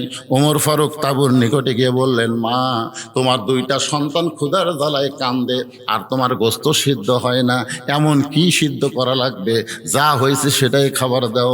মেয়েটা বলে, পথিক তুমি যে রাস্তা দিয়ে আইছো ওই রাস্তা দিয়ে চলে যাও, আমাদের দুঃখ তুমি বুঝবা না। ওমর ফারুক বলে, মা কি দুঃখ তোমাদের? বলে, আমাদের বাড়ি হলো ইয়ামিন দেশে, আমরা শুনতে পাইলাম মদিনার খলিফা হযরত ওমর অত্যন্ত ভালো মানুষ, আমরা ইয়ামিন থেকে আমার 2 এতিম বাচ্চাকে নিয়ে মদিনায় আইছি। বিকালবেলা ওমর ফারুকের দরবারে গিয়া দেখি এত মানুষের ভিড়, আমি ওমরের কাছে আমার বাচ্চা নিয়ে যাইতে পারলাম না।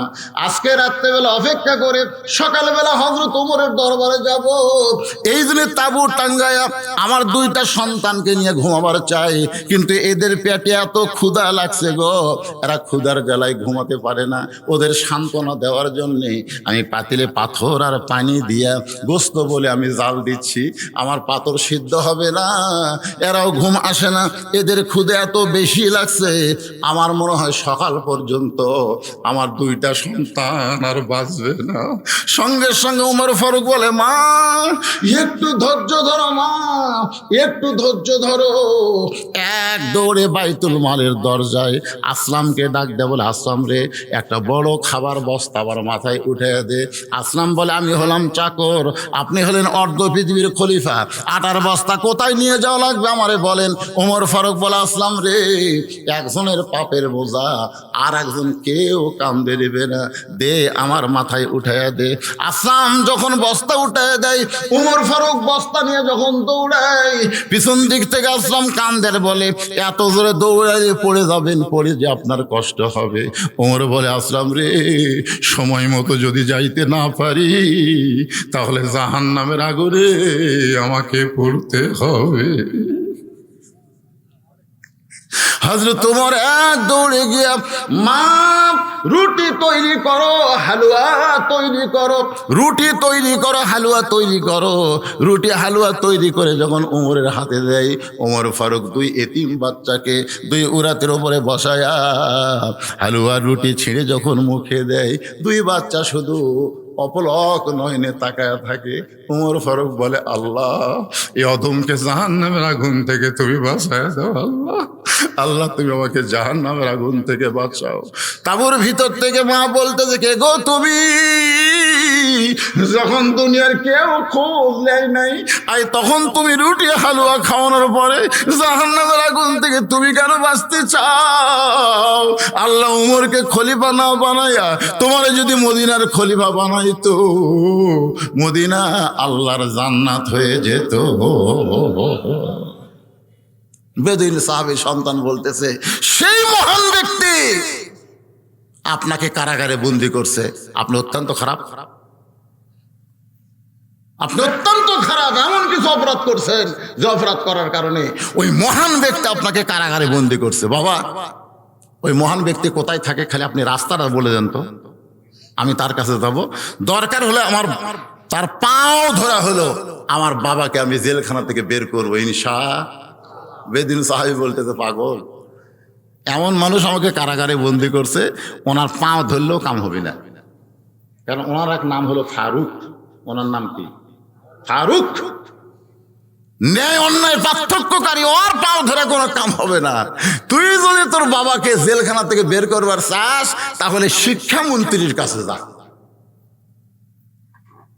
তো ছোট্ট বাচ্চা বলতেছে, আব্বু শিক্ষামন্ত্রী কে? বলে, শিক্ষামন্ত্রীর নাম হলো হযরত আলী। আমি যখন ওয়াজ করছি 3টা, তখন ওই জায়গায় হযরত আলী ছিল না। যদি হযরত আলী থাকতো তাহলে আমাকে জেলখানায় ঢোকা লাগতো না, কারণ আমার এই ওয়াজ বোঝার ক্ষমতা একজন মানুষের আছে, তার নাম হলো আলী, কিন্তু সে ওই মাহফিলে ছিল না, যার কারণে সবাই মিলে আমাকে বন্দি করছে। আমাকে যদি জেলখানা থেকে বের করবার চাও, তাহলে শিক্ষামন্ত্রী হযরত আলীর কাছে যাও। কি মন্ত্রী?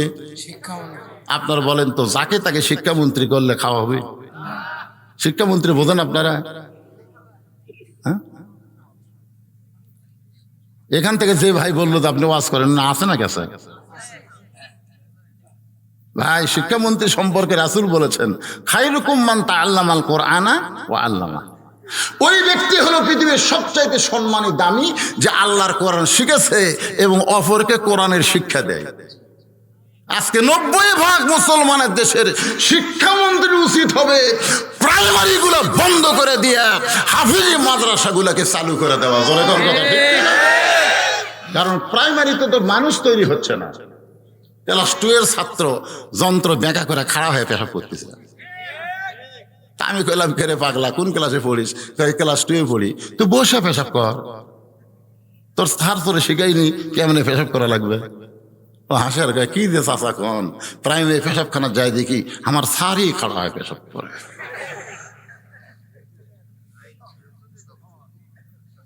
আর সারি খাড়ায় পেশাব করে, মাস গেলে 50,000 টাকা বেতন পায়। আর মাদ্রাসা গিয়ে দেখেন শিক্ষামন্ত্রী, মাদ্রাসায় গিয়ে দেখেন 7 বছরের বাচ্চা মাঘ মাসে ফিস, মাঘ মাসে কি ফিস, ফিস বোঝেন না? না না, অজু গেছে ফিস, অজু গেছে, অজু গেছে, কোরআনে পড়তে পড়তে ফিস করে বাতাস বার হয়ে গেছে। এখন কি করবি? আচ্ছা আপনার বলেন তো, কোনো পুলিশ আছে, কোনো চৌকিদার আছে? ওর কাছে কি আছে? আল্লাহ। 7 বছরের বাচ্চা আসতেছে, কে কোথায় যাবি? অজু করবো হুজুর। কি জন্যে? এই অবস্থা। আমি বললাম পাগলা, অজু গেলেও কোরআন পড়া যায়, যা। না হুজুর পড়বো না, অজু করবো। আমি বললাম আমির হামজা কসে রে, অজু ছাড়াও কোরআন ধরা যায়। না হুজুর আমি আমির হামজা মানি না, অজু করবো। তা আমি বললাম কে তুই আমাকে মানিস না? আপনাকে মানি, যা অজু ছাড়া কোরআন পড়, যত পাপ হবি আমার হবি, যা। এমন দাবার দিয়েছি, ওই গেছে। আমি চিন্তা করলাম ওই কি যাই কোরআন শরীফ ধরবি নাকি? এটা দেখা লাগবে না আমার। তখন সিয়ার স্যার এসে জানলার কাছে ফাঁক দিয়ে দেখি ওই দরজার ফাঁকে লুকে আসছে। আমি খালি দেখতেছি আমি সিয়ারও তাছি কি নাই, যেই দেখে সিয়ার খালি আবার বাড়াচ্ছে। আমি তুই আবার বাড়াইছিস কেন? বলে হুজুর আপনি মালসার তা বের করে দেন, লায়াবুসুহিল্লাল মুতাহহারুন। আমি ততক্ষণ পর্যন্ত কোরআন ধরতে পারবো না যতক্ষণ পর্যন্ত আমি ওযু না করবো। জোরে কোন সুবহানাল্লাহ।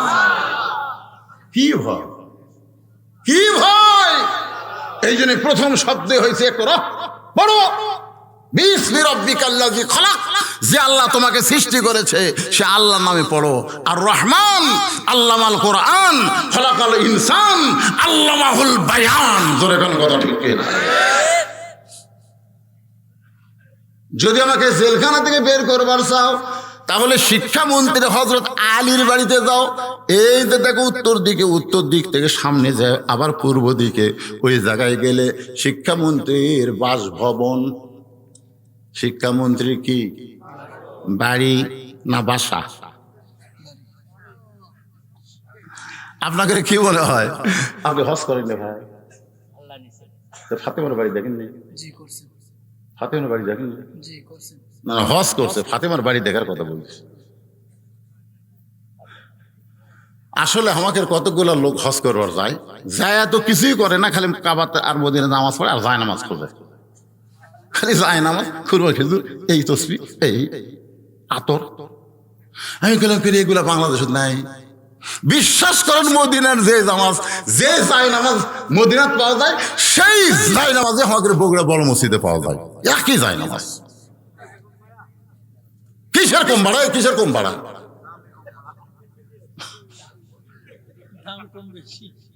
অথচ এইগুলো কিনবার সময় নষ্ট করে মা ফাতেমার বাড়ি দেখে না, হযরত আলীর মসজিদ দেখে না, মসজিদে গানামা দেখে না, তাইফের ময়দানে হালিমাতুস সাদিয়ার বাড়ি দেখে না। আপনি জানেন যেই রকম বাড়ি ছিল রাসূলের সময়, হালিমাতুস সাদিয়া কোলে নিয়ে লালন পালন করছে, কিয়ামত পর্যন্ত ওই বাড়ি ওই রকমই থাকবে। জোরে কোন সুবহানাল্লাহ। এটা আল্লাহর কুদরত। এখন শিক্ষামন্ত্রীর বাড়ি হবি না বাসা হবি? আমার ভাই কয় বাড়ি হবি। আমাকে এমপির বাড়ি নাই, বাসা।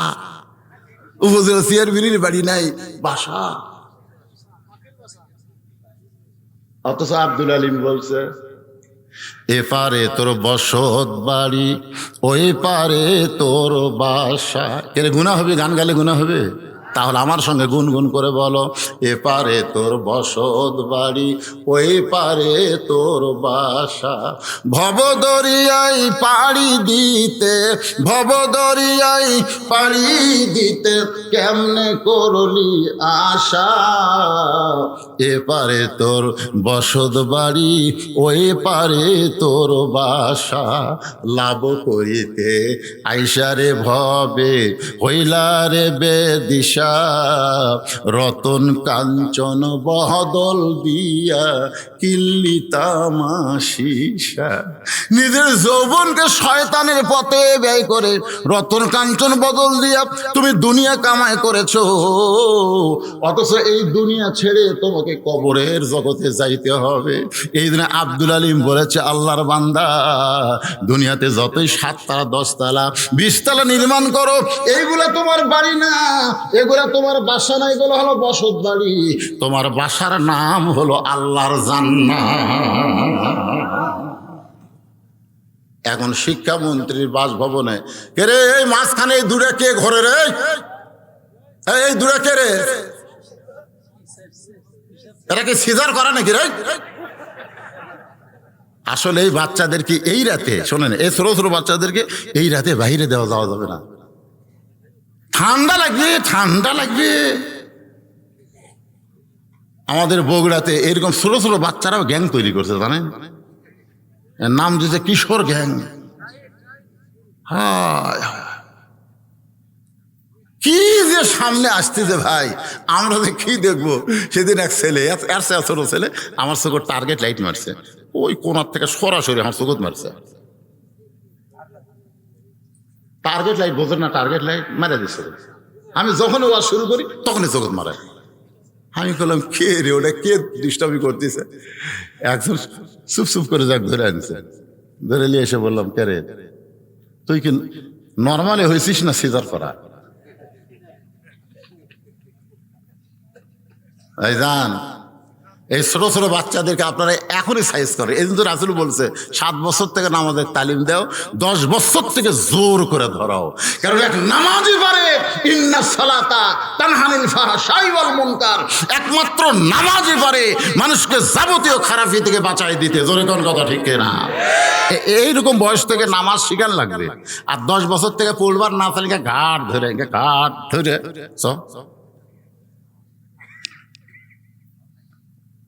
এটা কি আমার কথা না আল্লাহর কথা? একটু মনোযোগ দিয়ে শোনেন। ওই বেদুইন সাহাবীর ছোট্ট সন্তান শিক্ষামন্ত্রীর বাড়ির দিকে রওনা দিলেন। শিক্ষামন্ত্রীর বাড়ির কাছে এসে দেখে 2 জন যুবক দাঁড়িয়ে আছে। শিক্ষামন্ত্রীর বাড়ির দরজায় 2 জন যুবক দাঁড়িয়ে আছে, চৌকিদার নয়, পুলিশ নয়, 2 জন যুবক।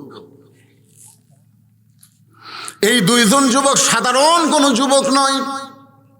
আসরের নামাজের প্রথম সেজদায় 3 বার সুবহান রব্বিয়াল আলা, কিন্তু দ্বিতীয় সেজদায় রাসূল 100 বার বলতেছে হযরত ওমর, তাও সেজদা তোলে না। প্রথমবার কয়বার? কিন্তু দ্বিতীয় সেজদা গেছে 100 বার সরব্বিল আলা কয় না, রাসূল সেজদা তোলে না। ওমর ফারুকের চিন্তা হলো, একটু মাথা তুলে দেখি তো। কিন্তু ইক্তেদাই বিহাজাল ইমাম বলতেছে মাথা তোলা যাবে না, ইমাম যতক্ষণ থাকবে থাকাই লাগবে। নামাজ শেষ হলে ওমর ফারুক বলেন, ইয়া রাসূলুল্লাহ, বেয়াদবি নেবেন না, আপনি প্রথম সেজদায় 3 বার সুবহান রাব্বিল আলা বলতে সেজদা তুলছেন, আর দ্বিতীয় সেজদায় 100 বার সুবহান রাব্বিল আলা বলি তাও যে সেজদা তোলেন না, এত লম্বা সেজদা দেওয়ার কারণ কি? আল্লাহ রাসূল বললেন, 2 পবিত্র নাম বলে নাই, 2টা পবিত্র। আমি যখন দ্বিতীয় সেজদাত গেছি, আমার পিঠের উপর চড়ে বসেছে, এমন ভাবে বসেছে, আমি সেজদা তুলবার চাই, এখন ওদেরকে পিঠ থেকে নামান লাগবে, আমি এখন হাত দিয়ে যেই পিঠ থেকে নামাবার চাই। নামাজের মালিক আল্লাহ ডাকর, হাবিব, আমার ভয়ে আপনি হাসান হোসেনকে পিঠ থেকে নামাবেন না, ওরা 2 ভাই যতক্ষণ বসে থাকবে আমি আল্লাহ পছন্দ করি, আপনি ততক্ষণ সেজদায় থাকবে। ওই 2 জন এখন যুবক হয়ে গেছে, সুবহানাল্লাহ বলে। বেদুইন সাহাবীর সন্তান ওই 2 জন যুবকের দিকে তাকায় সালাম দে, বলে, ভাইজান, শিক্ষামন্ত্রী হযরত আলী কি বাসায় আছে? শিক্ষামন্ত্রী হযরত আলী কি তার বাড়িতে আছে? এমন সময় হযরত আলী দরজা খুলে বের হয়ে গেলে, বাবু, তুমি ছোট মানুষ, তোমার শিক্ষামন্ত্রীর কি দরকার? তুমি একটা ছোট্ট মানুষ, তোমার শিক্ষামন্ত্রীর কি দরকার? এবার ছোট্ট বাচ্চা বলতেছে, আপনার দরকার হলো আমার বাবাকে হযরত ওমর জেলখানায় বন্দি করছে, আমার বাবাকে হযরত ওমর জেলখানায় বন্দি করছে। আলী বলতেছে, ওমরের মতন মানুষ যদি জেলখানায় বন্দি করে, সেখানে আমার মতন আলীর কোনো খাওয়া নাই। জোরে কোন কি নাই? কারণ ওমর কি, যে রাস্তা দেখলে শয়তান কয়দিন যায় না। জোরে কোন? সেই উমর যে কামটা করে অন্যায় করে না ন্যায় করে?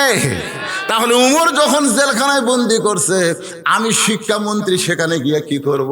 বেদুইন সাহেব বলতেছে, আমার বাবা 3টা ওয়াজ করেছে, এই 3টা ওয়াজ করার সময় আপনি তখন সেখানে ছিলেন না, আর আপনি না থাকার কারণে আমার বাবাকে জেলখানায় বন্দি করেছে। হযরত আলীর মধ্যে খটকা লাগলো, কিরে ওর বাপ 3 ওয়াজ করছে, আমি তখন সেখানে ছিলাম না, আর আমি না থাকার কারণে জেলখানাত বন্দি করছে। দেখি চলো যাই। ওই ছোট্ট বাচ্চার সঙ্গে হযরত আলী বেদুইন সাহাবীর কাছে, কি ওয়াজ করেছো ভাই? যে ওয়াজ করার অপরাধে তুমি এখন জেলখানা। আমির হামজা, কি ওয়াজ করেছো বাবা? যে ওয়াজ করার কারণে তুমি কোথায়? মামুনুল হক, কি কথা বলেছো যার কারণে তুমি জেলখানায়? কি ওয়াজ করছো? যে ওয়াজ করার কারণে উমরের মতন মহামানব তোমাকে জেলখানাত বন্দি করছে? বেদুইন সাহাবী মুচকে হাসিতে বললেন, বেশি ওয়াজ করিনি, মাত্র 3টা। জোরে কোন কয়টা? 3টা।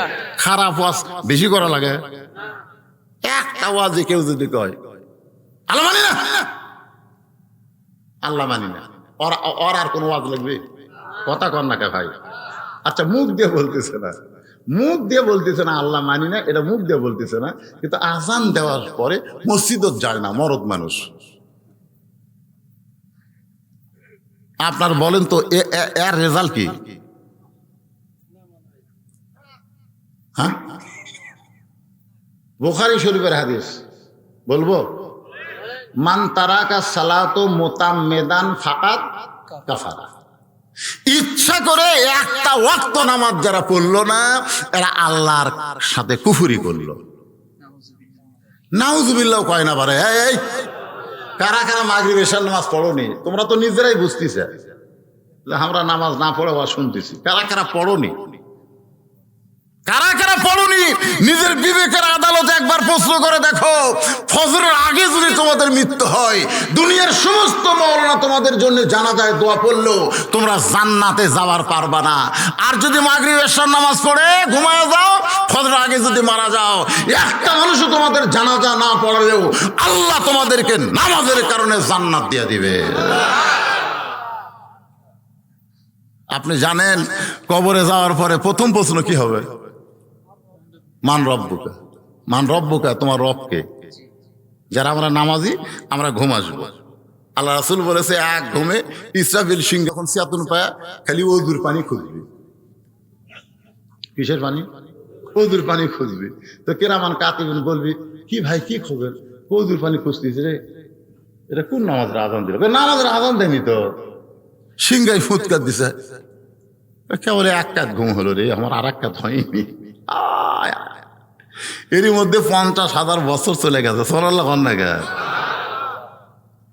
মুনকির নাকির এসে বলতেছে, মান রব্বুকা, তোমার রবকে। ও কিন্তু ঘুমায় আছে, নামাজ খাড়া হচ্ছে। কে খাড়া হচ্ছে? নামাজ দাঁড়ায় বলতেছে, কে রে মুনকির নাকির, এই কাক রব সম্পর্কে প্রশ্ন করিস? এই লোকটাকে যে রব সম্পর্কে প্রশ্ন করছিস, ই জীবনে কত রাকাত নামাজ পড়ছে তুই হিসাব করছিস? মুরগির নাকির কয়, না আমি তো রাকাতের হিসাব নাই। এই কত ওয়াক্ত নামাজ পড়ছে হিসাব করছিস? কয় সেই হিসাব তো আমার নাই। মসজিদ ঢোকার সঙ্গে সঙ্গে নিয়ত করে বলছে আলহামদুলিল্লাহি রাব্বিল আলামিন, রুকুতে গিয়ে বলছে সুবহান রাব্বিল আযীম, সিজদাত গিয়ে বলছে সুবহান রাব্বিল আলা। এতবার রব রব রব রব করে আসে কবরের মধ্যে কার আমি ঘুম পাড়তেছে, আর তোরা প্রশ্ন করিস মান রব্বুকা, তার মানে মুনকির নাকির বলবি, আল্লাহ তোমার বান্দাক মান রব্বুকা প্রশ্ন করার সাথে সাথে নামাজ যে খাপা খেপছে, আমরা এখন কি করব? আল্লাহ বলতেছে যে নামাজ নিয়ে কবরে যাচ্ছে, ওর মান রব্বুকার উত্তর দেওয়া লাগবে না, নামাজ থাকার কারণে ওর উত্তর অটোমেটিক হয়ে গেছে। তো এখন সুবহানাল্লাহ। আর নামাজ না পড়ে যারা কবরে যাচ্ছেন, কি মনে কষ্ট লিখছেন? কারণ মাহফিলটা হলো মসজিদের উন্নয়ন কল্পে। মসজিদের উন্নয়ন মানে মসজিদ দোতলা না। হুজুর এত মুসল্লি হয় হুজুর, একতলা তার হচ্ছে না, দোতলা করা লাগবে। তো দোতলা করা লাগবে, ফজরের খবর কি? এক কাতারে হয় না, জোহরের খবর কি? কয় শাহজাদপুর বাজারত গেছো। আসরের খবর কি? কয় কাজ কামের দিন। মাগরিবের খবর কি? কয় কোনো মতে। এশার খবর কি? কয় ফজরও যায় এশাও তাই। তো মসজিদের মধ্যে কয় কাতার? কয় 9 কাতার। তো এখন পর্যন্ত এক কাতারের মুসল্লি হয় না, তুমি দোতলা করবে কেন? তখন বলতেছে ও যে হুজুর জুমার দিন সবার শেষে আগে যায়, ওর কে জন্য দোতলা করা লাগবে? আপনারা বলেন তো যে নামাজের হাদিসগুলো আমি বললাম এর মধ্যে কি জুমার নামাজ না 5 ওয়াক্ত নামাজ? 5 ওয়াক্ত নামাজ। একটু মনোযোগ দিয়ে শোনেন, আমার মায়েরা বোনেরা যারা পর্দায় আছেন এরা ভাবতে যে হুজুর আপনি কি আমাদের ওয়াজ করবেন না? মা বোনদের ওয়াজ কিন্তু বেশি না, সামান্য কয়েকটা ওয়াজ আমল করলে মা বোনদের জন্য 8টা জান্নাতের দরজা আল্লাহ খুলে দিবে। 1 নম্বর হলো নামাজ, 2 নম্বর রমজান মাসের রোজা, 3 নম্বর সতীত্বের হেফাজত পর্দা, আর 4 নম্বর স্বামীর কথা মতো চলা। গভীর রাত্রে ফাতেমা আলীর বুকের মধ্যে মাথা ঢুকাইয়া কাঁদতেছে। আলী বলে ফাতেমা কান্দো কেন? বলে কান্দার কারণ হলো আল্লাহ আমার দোয়া কবুল করছে। আলী বলে পাগলি নাকি? দোয়া কবুল করলে মানুষ আনন্দ পায়, আর তোমার কান্দার কারণ? ফাতেমা বলে স্বামী গো, আমার দোয়া কি আপনি শুনবেন না? বলে কি দোয়া? আমি সবসময় দোয়া করেছি আল্লাহ পর্দার মধ্যে আমার মৃত্যু দিও।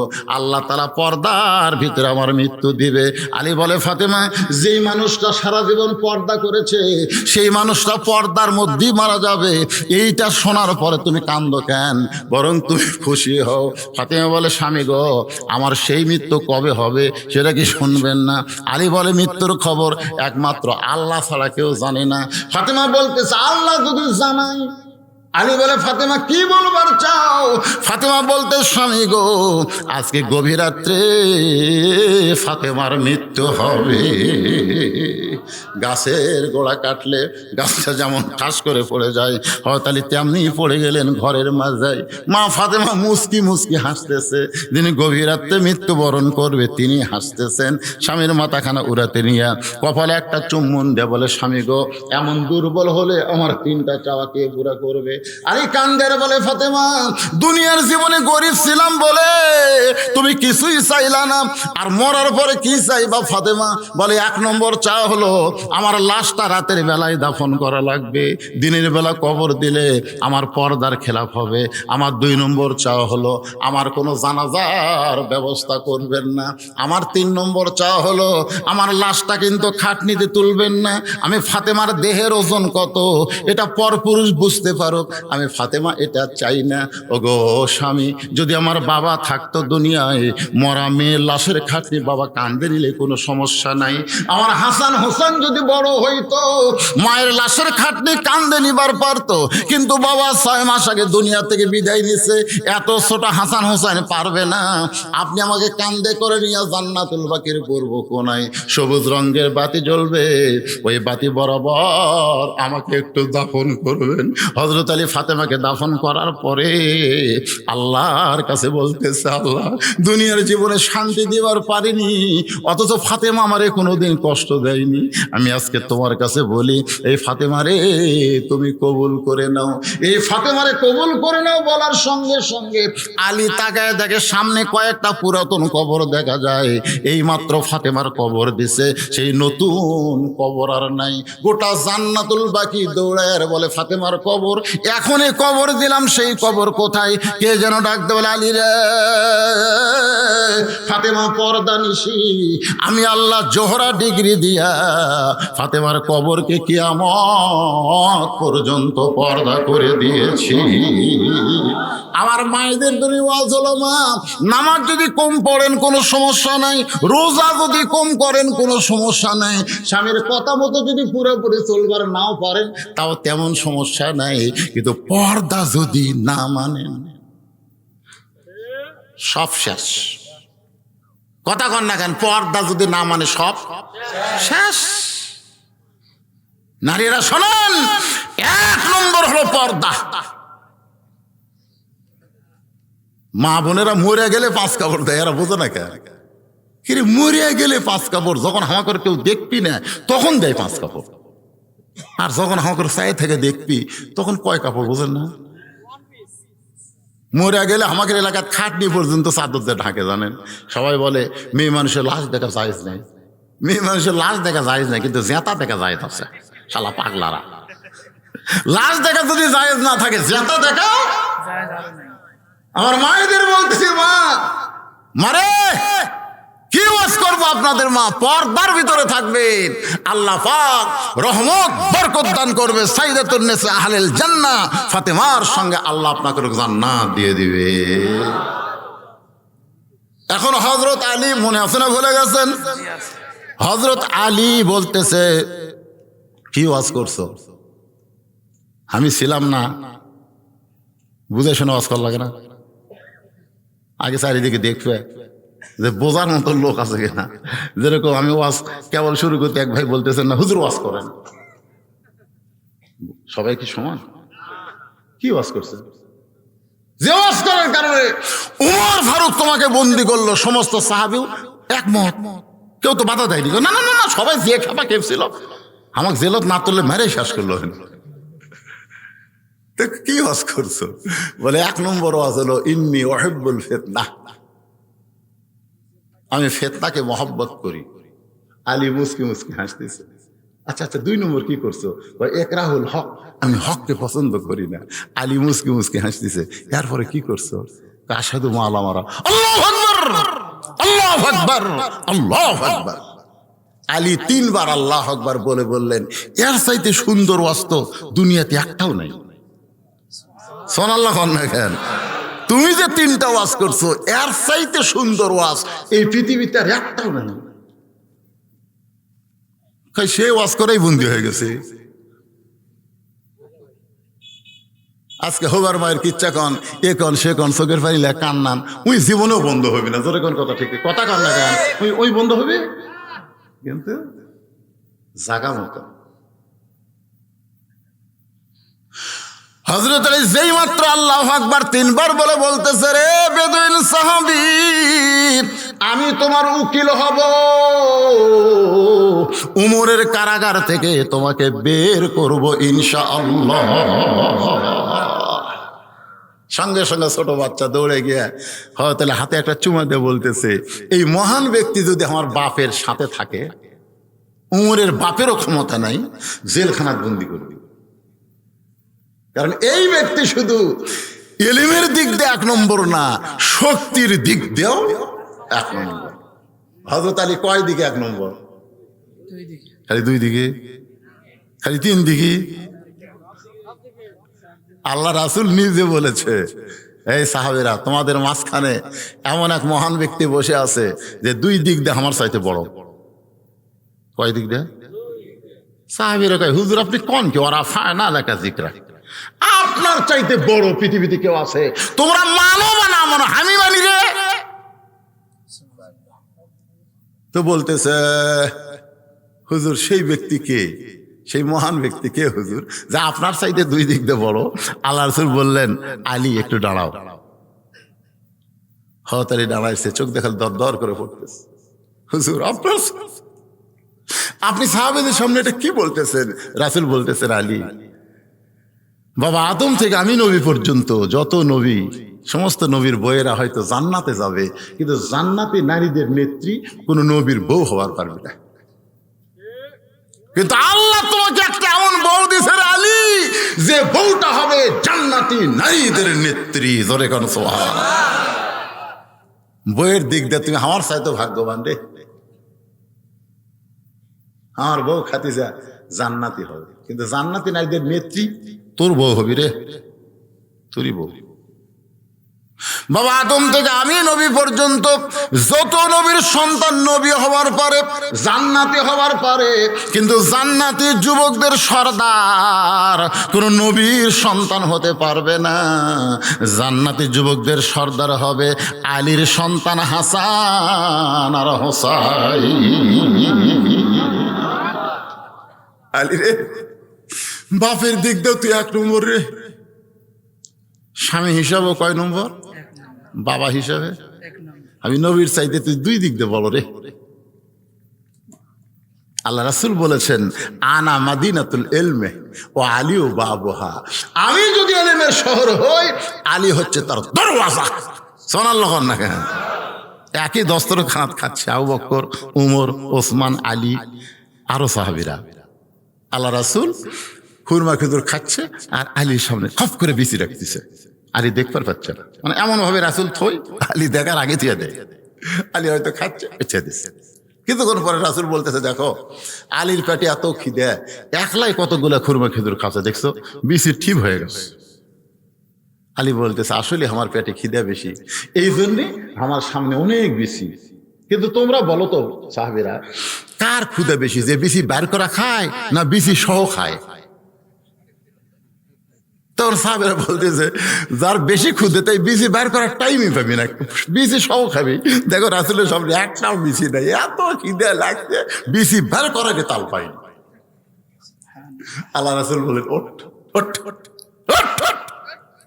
যেই হযরত আলী উঠেছে, রাসূল বুকের মধ্যে নিয়ে বলতেছে, আনা মাদিনাতুল ইলম ওয়া আলী ও বাবুহা। জোরে কোন সুবহানাল্লাহ। জিহাদের ময়দানে মুসলমান যখন বলতেছে কি করব, কোন দিক দিয়ে যাব, হযরত আলী পাগলের মতন যুদ্ধ শুরু করে দিলেন। এমন যুদ্ধ করতেছেন, শত শত কাফের হযরত আলীকে রক্ষা করে রওনা দিলেন। সবাই বলতেছে, আলীকে যদি কাত করা যায় ইসলাম কাত হবে, আলী কাত না হলে ইসলাম কাত করা যাবে না। সবাই যখন তীর মারে, আলী ঢাল দিয়ে ধরে, তরবারি মারে, ঢাল দিয়ে ধরে, না, ঢাল ভেঙে গেছে। কাফের কাছে ঢাল ভাঙ্গিছে, এখন আলী কয় এখন মানে এক দৌড়ে কামুজ দুর্গের দরজা মাথা খেলে, যে দরজা কয়েকশো মন ওজন, জোরে কর না সুবহানাল্লাহ। এ খুলতে কয়েকজন, লাগাতে কয়েকজন লাগে। ওই দরজা বিসমিল্লাহ কয়ে মারছে, টান মারছে, হাতত চলে যাচ্ছে। কাফেরা কই মানুষ হয় রে, মারছে দৌড়, যার আসবে তুই মারছে দৌড়, জোরে কর না সুবহানাল্লাহ। আসাদুল্লাহিল গালিব, সেই হযরত আলী বলতেছে, তোমার কোনো টেনশন নাই, তুমি যে 3টা ওয়াজ করছে আর চাইতে ভালো ওয়াজ পৃথিবীতে নাই। ওমর ফারুক তোমাকে জেলখানায় বন্দি করছে, আমি তোমার উকিল হব। ছোট বাচ্চার হাত ধরে হযরত আলী ওমরের দরবারে। বাজান, এই কিছু সময় একটু মনোযোগ দিয়ে শোনা লাগবে। হযরত আলী ওমরের দরবারে, ওমর ফারুক চোখের পানি বের করে বলতেছেন, আপনি কেন আমার কাছে আইছেন? আমারে ডাকলি আমি আপনার কাছে যাইতাম। কারণ হযরত ওমর আলীকে ওস্তাদের মতন সম্মান করতেন। কার মতন সম্মান করতেন? ওস্তাদের মতন সম্মান করতেন। আপনি কেন আইছেন? আমারে ডাকলি তো আমি যাইতাম। বলে, আমি আসিনি, এই ছোট বাচ্চা আমাকে ধরে লিয়াচ্ছে। ছোট বাচ্চা দৌড়ে গিয়া ওমর ফারুকের কপালে একটা চুমা খাচ্ছে। ওমর ফারুকের কপালে কি একটা চুমা খাচ্ছে। আলী বলতেছে, কে রে? এই লোকটা তোর বাপক ধরে জেলখানাতে আটকে থোছে, আর তুই সেই লোকটার কপালে চুমা দিলি। ছোট বাচ্চা বলতেছে, আপনি জানেন না, এই মহামানব গভীর রাত্রে আমার কান্দত করে। সুবহানাল্লাহ, তোরে কর। এই লোকটা আমার কান্দত করে আমার বাবার জেলখানার দরজা পর্যন্ত নিয়ে আইছে। আলী বলতেছে, আমিরুল মুমিনিন, বেদুইন সাহাবীকে ছেড়ে দেন। ওমর ফারুক বলতেছে, আপনি জানেন না, এমন 3টা খারাপ ওয়াজ করছে, এমন 3টা খারাপ ওয়াজ করছে, সাহাবীরা সবাই খেপে গেছিল। আমি তাকে নিরাপত্তা দেওয়ার জন্য জেলখানাত বন্দি করছি। আলী বলতেছেন, কি 3টা খারাপ ওয়াজ? ওমর ফারুক বলে, আলী রে, 3টা খারাপ ওয়াজের মধ্যে 1 নম্বর ওয়াজ হলো ইন্নী উহিব্বুল ফিতনা, আমি ফিতনাকে মহব্বত করি। তুমি বলো আলী, দুনিয়ার কোনো মুসলমান কি ফিতনাকে মহব্বত করতে পারে? আলী বলতেছে, ইন্নামা আমওয়ালুকুম ওয়া আওলাদুকুম ফিতনা। সুবহানাল্লাহ। আল্লাহ কোরআনে বলেছে, নিশ্চয় তোমাদের সম্পদ আর তোমাদের সন্তান তোমাদের ফিতনা। আপনারা বলেন তো, এই সম্পদ আর সন্তানকে আমরা মহব্বত কম করি না বেশি করি? একে ভাই অন্তর থেকে কম বেশি করি। মসজিদের কৌটা, মসজিদের দান বাক্স নাই, মসজিদের দান বাক্স মুখের আগে আছে, মুখের আগে দান বাক্স আছে। ওই এখন চিন্তা করতেছে, দান বাক্স মুখের আগে আসলো, কি করি? পকেটের দিকে খেয়াল করে দেখে 500 টাকার একটা লোট আছে, 200 টাকার একটা লোট আছে, 100 টাকার একটা লোট আছে, কিন্তু 10 টাকার লোট নাই। তখন এত জোরে ঠেলা মারছে, 3 জন পার হয়ে গেছে। ওরা 3 জন বলতেছে, যাক রে, তোর হাতত বল আছে রে। আর 2 কান্দের 2 ফেরেশতা বলতেছে, আল্লাহ এই শয়তানের কান্দত আমরা থাকবো না। আল্লাহ বলতেছে, কি দূরে থাকবে না? বলে এর পকেট ভরা টাকা, টাকা থুয়ে তোমার দান বাক্স দ্বারা ঠেলা মারে। আর যাই হোক, ই ফাওয়াইলুল লিল মুসাল্লিন, ই মুসল্লি লয়, ই শয়তানের বড় ভাই। কারণ এই যে পকেটের টাকার উপর আপনার মহব্বত, আপনি আল্লাহর ঘরকে পর্যন্ত ভুলে গেছেন। তোর এখন কথা ঠিক কিনা? এমন সন্তানের উপর মহব্বত, আপনি বুড়ো মানুষ ফজরের নামাজ পড়েন আর আপনার ছেলে ল্যাপের মধ্যে ঘুম পাড়ে, আপনি ছেলের ডাক দেন না। অথচ আল্লাহ কোরআনে বলেছেন, কু আনফুসাকুম ওয়া আহলিকুম নারা, জাহান্নামের আগুন থেকে যদি বাঁচতে চাও তাহলে তুমি একলা বাঁচলে হবে না, তোমার আহালদের নিয়ে বাঁচা লাগবে। আপনারা বলেন তো, সম্পদ আর সন্তানের উপরে মহব্বত আছে না নাই? আলী বলতেছেন, এই কারণেই লোকটা বলেছে আমি ফিতনাকে মহব্বত করি। ওমর ফারুক বলে, আলী রে, আমি বুঝতে পারি নাই লোকটা সব চাইতে দামি ওয়াজ করেছে। কিন্তু লোকটা যে কইল একরাহুল হক, আমি হককে পছন্দ করি না। এখন বলে আলী, কোন মুসলমান হক পছন্দ করবে না, ওয়াতাওয়া সাবিল হক। আলী বলতে যে খালি কোরআনে ওয়াতাওয়া সাবিল হক আছে, আর নাই। ওমর ফারুক বলে, কি আছে? বলে জাত সাকারাতুল মাউতু হক, জাত সাকারাতুল মাউতু হক। প্রত্যেকটা মানুষের জীবনে মৃত্যু হক, এরপরও মৃত্যুরে কেউ পছন্দ করে না। ধরে কোন কথা ঠিক কিনা? আপনার বলেন তো, যারা ওটা ভাষা করতেছে এর কি কাছে মৃত্যু আছে না নাই? আর আমরা যারা বসে আছি আমাদের কাছে, এটা কি আসলেই আছে না ভুয়া? এখানে বলা হচ্ছে একরাহুল হক, আমি হককে পছন্দ করি না। স্বামীর হচ্ছে ক্যান্সার, 3 মাস পরে স্বামী মরবি, বউ সান্ত্বনা দিয়ে বলতেছে, আল্লাহ আমার স্বামীর মৃত্যু আমাকে দাও, আর আমার হায়াত আল্লাহ আমার স্বামীকে দাও। স্বামী বলতেছে, এমন কথা কোস না রে, এমন কথা বলিস না রে। বউ বলতেছে, না আমি বেঁচে থাকে কি করবো, আপনি বেঁচে থাকেন, আল্লাহ আমার হায়াত স্বামীকে দাও আল্লাহ, আর স্বামীর মৃত্যু আমাকে দাও। স্বামী চোখের পানি বার করে বলতেছে, তোর মতন বউ যেন বাংলার ঘরে ঘরে হয়। সুবহানাল্লাহ। রাত্রে স্বামী স্ত্রী ঘুমাইছে, ওই বাড়িতে একটা আড়িয়া গরু আসছিল। তোর এখন কি গরু? আড়িয়া গরু, ষাঁড় গরু। ওই কিছু খাওয়ার জন্য দড়ি ছিঁড়ে বের হচ্ছে, কিন্তু বের হয়ে থাকে খাওয়া নাই। বারান্দার তাকায় দেখে সিলভরে একটা পাতিল, পাতিলের তলা হলো চিটিয়া লালি। ওই ষাঁড় গরু খাবার চাই, কিন্তু লালি হাতত পায় না। সুর করে যখন মুখ ঢুকেছে, এই শিং কান্দের মধ্যে আটকে গেছে, জিবে দিয়ে লালি চাটে শেষ, কিন্তু আর মাথার থেকে পাল্লা খসে না। কিন্তু পাল্লার মাথা থেকে খসে না। ওই গোয়াল ঘর বাদ দিয়ে স্বামী স্ত্রী যে ঘরে ঘুমায় আছে, ওই ঘরের মধ্যে হো হো হো করে আইডিয়া ঢুকছে। বউ চিল্লে বলতেছে, বাবা আজরাইল, বাবা আজরাইল, আমার দিকে না আসে, ওই যে ক্যান্সার রোগী বাবা, ওই দিকে যা। স্বামী চেতন ভাই বলতেছে, কি হয়েছে? বলে আজরাইল আইসে তো, আমি তোমারে দেখাই দিলাম। স্বামী কয়, কে রে তুই দিনের বেলা কইলি আপনার হায়াত আল্লাহ, আপনার মৃত্যু আল্লাহ আমাকে দেখ, আমার হায়াত আল্লাহ আপনাকে দেখ। ভাই মৃত্যুর কথা মুখে বলা যায়, কিন্তু অন্তরে মৃত্যু কেউ কামনা করে না। ধরে কোন কথা ঠিক কি না? এখানে যারা আমরা বসে আছি, আমাদের সকলের সামনে মৃত্যু আছে না নাই? কারা কারা মৃত্যুরে বিশ্বাস করেন? 2 হাত তুলে আমার আল্লাহকে দেখান। লিল্লাহি তাকবীর। হাত নামান। আচ্ছা আপনারা বলেন তো, কখন হবে? এই যুবকেরা, তুমি যেভাবে R15 চালাচ্ছে, তোমার তো আজরাইল ধরতে একটু দেরি হবে নাকি? হ্যাঁ, আজকে আমাদের যুবকদের ফ্রি ফায়ার, এদের ভারত অস্ট্রেলিয়ার কাছে হেরিছে, বুঝছে?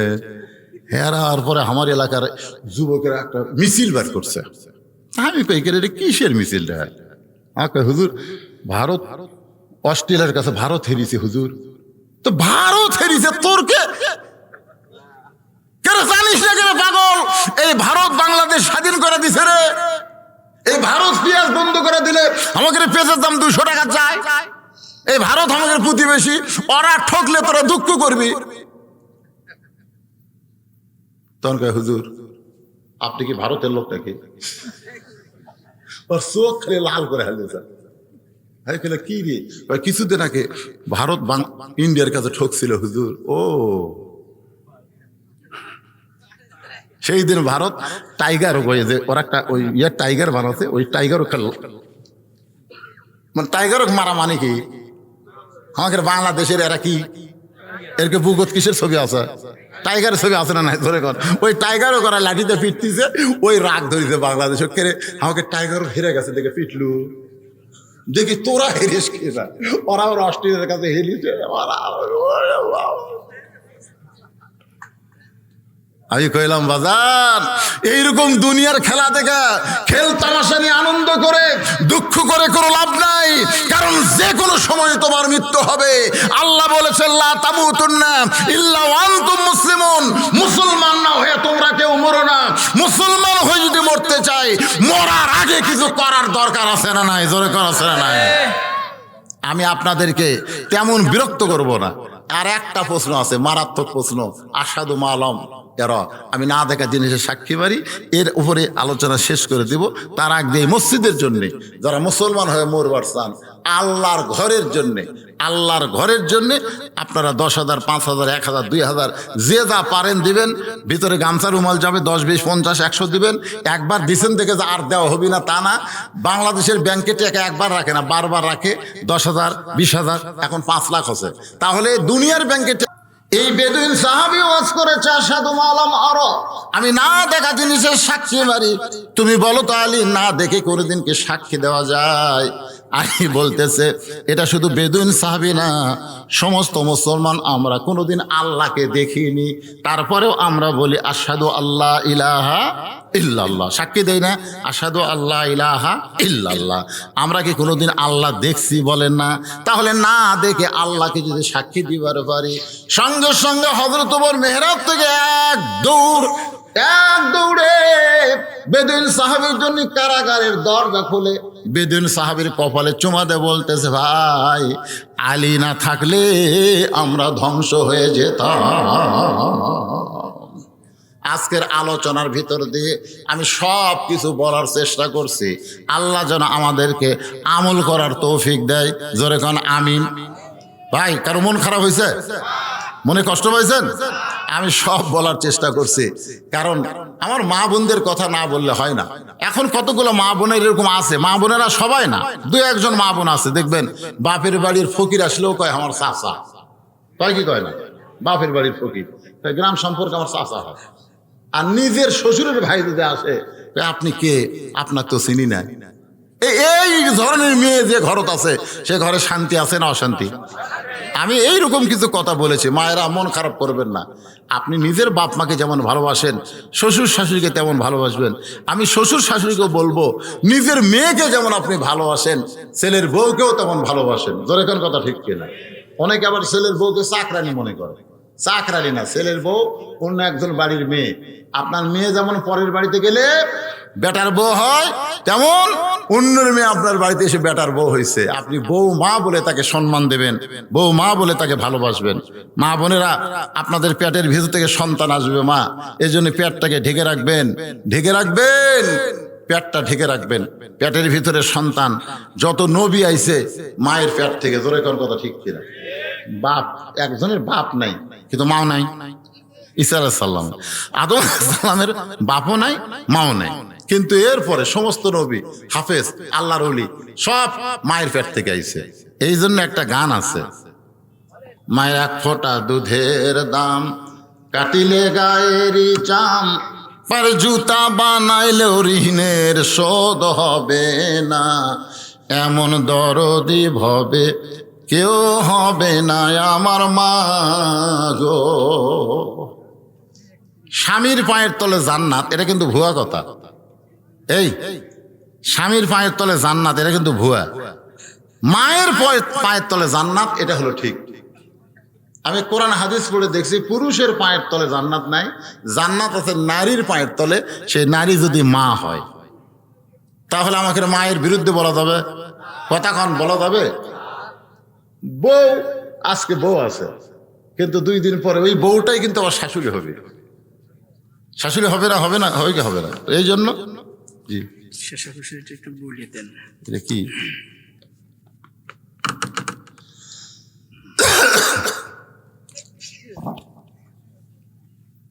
মৌজা চয়রা জেল 44 এর খতিয়ান 613, আর এস দাগ নম্বর 1883, মোট জমির পরিমাণ 75%। উক্ত জমি ওয়ারিশ সূত্রে মৃত সারা খাতুন, পিতা মৃত তসলিম উদ্দিন, স্বামী মৃত আব্দুল গফুর মিয়া, গ্রাম আমাইকোলা, 2.325 ভূমির মালিক। উক্ত মৃত সারা খাতুনের সমস্ত ওয়ারিশগণের পক্ষ থেকে সমস্ত ওয়ারিশগণের সম্মতিতে ঘোষণা দিচ্ছি যে উক্ত 2.325 ভূমি নতুন চয়না জামে মসজিদে দান করা হইল। আচ্ছা আচ্ছা, এই 2.325 কতটুকু আপনার জন্য? প্রায় 2.5%, সোয়া 2-এর একটু বেশি। এই জায়গার মধ্যে মসজিদ হবে না, ওটা মসজিদের সাথে। ও আচ্ছা, মসজিদের সাথে। আমরা তার জন্য দোয়া করি, সে তো মারাই গেছে নাকি কোন? আল্লাহর ঘর বানাই দিলে আল্লাহ তাকে জান্নাতে ঘর দেয়, আল্লাহর ঘরে জায়গা দেওয়ার জন্য আল্লাহ যেন তাকে একটা জান্নাতে। ডক্টর মিজানুর রহমানকে জি, এটা ঘোষণাদাতা। ঘোষণাদাতা হচ্ছে doctor Mohammad Mizanur Rahman, MBBS MPH medicine. উনি কি আসে নাই? না, আসে নাই। আচ্ছা ঠিক আছে, আলহামদুলিল্লাহ। আস্তাগফিরুল্লাহ পড়েন, আস্তাগফিরুল্লাহ রব্বি মিন কুল্লি জামবি ওয়া তুবু ইলাইহি, আস্তাগফিরুল্লাহ রব্বি মিন কুল্লি জামবি ওয়া তুবু ইলাইহি, লা হাওলা ওয়ালা কুওয়াতা ইল্লা বিল্লাহিল আলিয়্যিল আযীম। মোনাজাতের পরে আমার নিজের লেখা একটা বই আছে, সুন্নাতের বাগান, অত্যন্ত গুরুত্বপূর্ণ বই। আমার মাদ্রাসার এতিমদের সৌজন্যে লেখা, মাদ্রাসার যে এতিমগুলো আছে তাদের সৌজন্যে লেখা।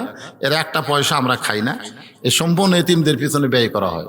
এখানে বইটার দাম কোনো ব্যাপার না, 50টা টাকা আপনারা দিবেন, আমার মাদ্রাসায় দানও করা হবে, বিনিময়ে একটা বই পাবেন। বইটার নাম হলো সুন্নতের বাগান, অত্যন্ত গুরুত্বপূর্ণ বই। সামান্য কয়েকটা পেজে আছে, আপনারা মোনাজাতের পরে নেবেন ইনশাল্লাহ। মোনাজাত করে দিলেন। আল্লাহুম্মা আমিন। আল্লাহুম্মা আনতাস সালাম ওয়া মিনকাস সালাম, তাবারাকতা ইয়া যাল জালালি ওয়াল ইকরাম। আয় আল্লাহ, নতুন চয়না জামে মসজিদের উন্নয়ন কল্পে আজকের এই জান্নাতের বাগানে তোমার পাগল বান্দা বান্দিরা আরামের বাড়ি আর ঘুমকে বাদ দিয়া কোরআন হাদিসের মহব্বত কলিজার মধ্যে নিয়া এই জান্নাতের বাগানে বসে বসে কোরআন হাদিস আলোচনা শোনার শেষে আমি গুনাহগারের সঙ্গে রহমতের দরজায় ফকির হয়ে দোকানা হাত তুলেছি। মেহেরবানি করে আজকের মাহফিল আমাদের সকলের হেদায়েতের জন্যে, নাজাতের জন্যে, জান্নাতের জন্যে কবুল করে না। এই মাহফিলের শুরু থেকে শেষ পর্যন্ত যত আলোচনা হয়েছে আল্লাহ, এর মধ্যে যদি ত্রুটি হয়, ভুল হয়, মাফ করে দাও। এর জাহাদিয়া মঞ্জুর করো। সোনার মদিনায় নবী পাক রওজা মুবারক আল্লাহ কবুল করে নাও। तमाम अंबिया किराम, আসহাব কিরাম, উম্মাহাতুল মুমিনিন, শহীদ শহীদান, জান্নাতুল বাকি, জান্নাতুল মাসহ, নতুন চয়রার গোরস্থান সহ পৃথিবীর যত কবরে মুমিন মুমিনা শুয়ে আছে আল্লাহ, সকলের কবরকে জান্নাতের টুকরা বানিয়ে দাও। আল্লাহ, আমরা যারা হাত তুলেছি আল্লাহ, আমাদের মধ্যে যাদের মা জননী কবরে চলে গেছে, ছোট্ট একটা শব্দ মা, এই নামের মধ্যে কি মধু, যাদের মা নাই তারাই বুঝতেছে। এই দরদের মা যাদের কবরে গেছে আল্লাহ, মেহেরবানি করে মায়ের কবরটাকে জান্নাতের টুকরা বানিয়ে দাও।